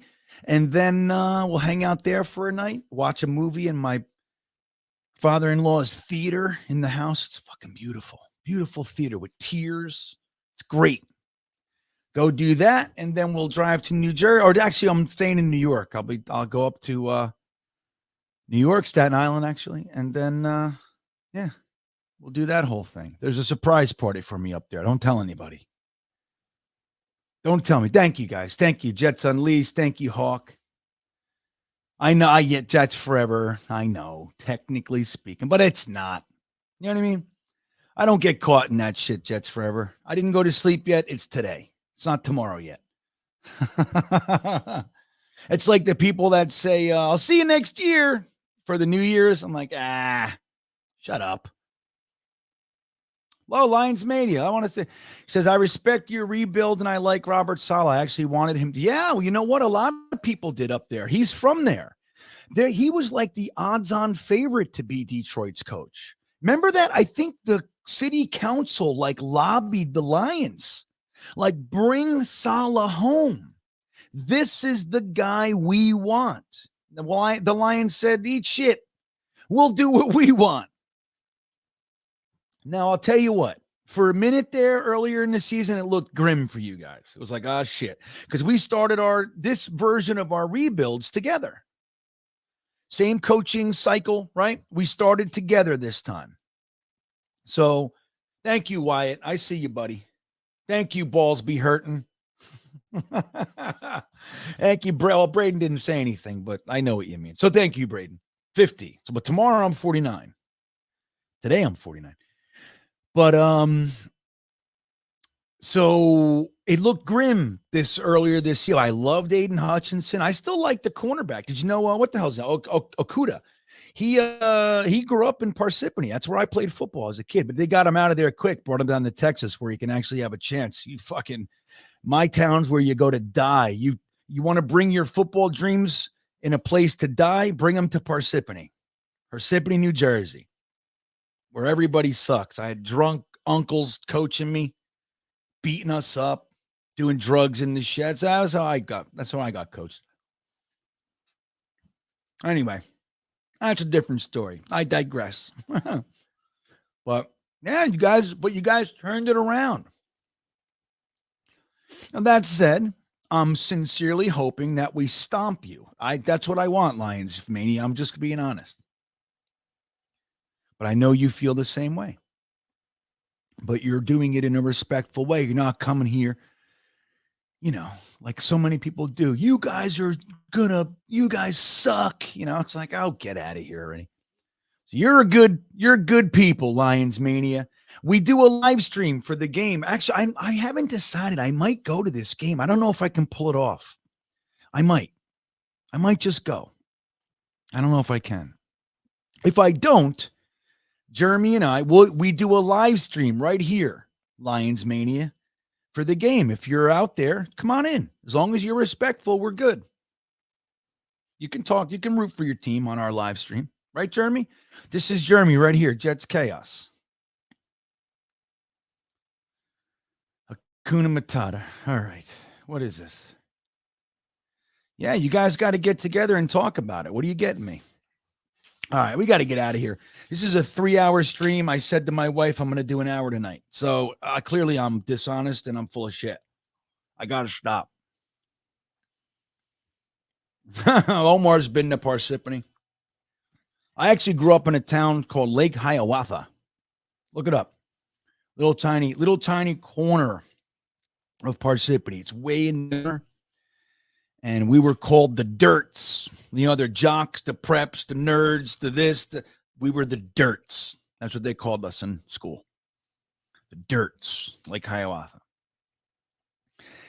So, all right, guys, listen, my wife's passed out, Omar. She's been sleeping for fucking, I texted my sister-in-law who's in there. I was like having low blood sugar during the Talking Jets panel. I was texting my wife, like, bring me something to eat real quick. I'm dying. And I texted, it was like 9 o'clock. I texted my sister-in-law. I said, hey, where's my wife? And she said, she's sleeping. My wife's been sleeping 9, 10, 11, 12, 1, 4 hours already. 4 hours and 20 minutes. She's got to get up at 6 though and go to work. So I don't. So, all right, guys, listen, it's been fun. It's been fun. I hope you all have a delightful rest of your evening. I don't know why everybody's awake. I don't get it. Thank you, Lions Mania. Yeah, I hope to see you again. You seem like a good person. So, you know, we dig that. We could talk football. We're good. I was born in Orange, Omar. That's where I was born. I was born in Orange. So that's my Newark, North Newark, Orange, East Orange. That's where my family is from. Then Nutley, Belleville. That's the hub of my family. That's where they spread out from there like a damn plague. But that's where we're from. Again, like we moved out and went to Parsippany. Other people went to this and Clifton and wherever. But yeah, that's us. Newark, East Orange, Orange, Belleville. I'm sorry. Yeah, Belleville. All right, guys, listen, have a great night. I could just keep talking. I got to shut up. That all said, I enjoy you guys, and I hope you have a good rest of the night. Let's do this thing right here, and see you next time. Up.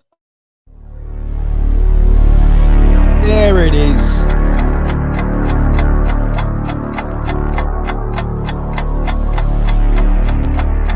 I think he's going to be day one, a violent vertical edge setter. He's gonna be in the net.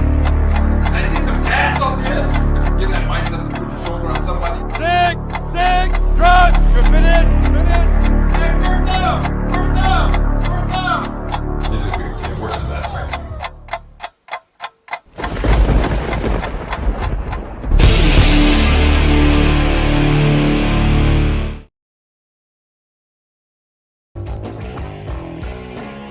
In 2009, they rode the Mangini Express, Rex did, right to the AFC Championship game. Then they built upon that and got to the 2010 Championship game. And then it came.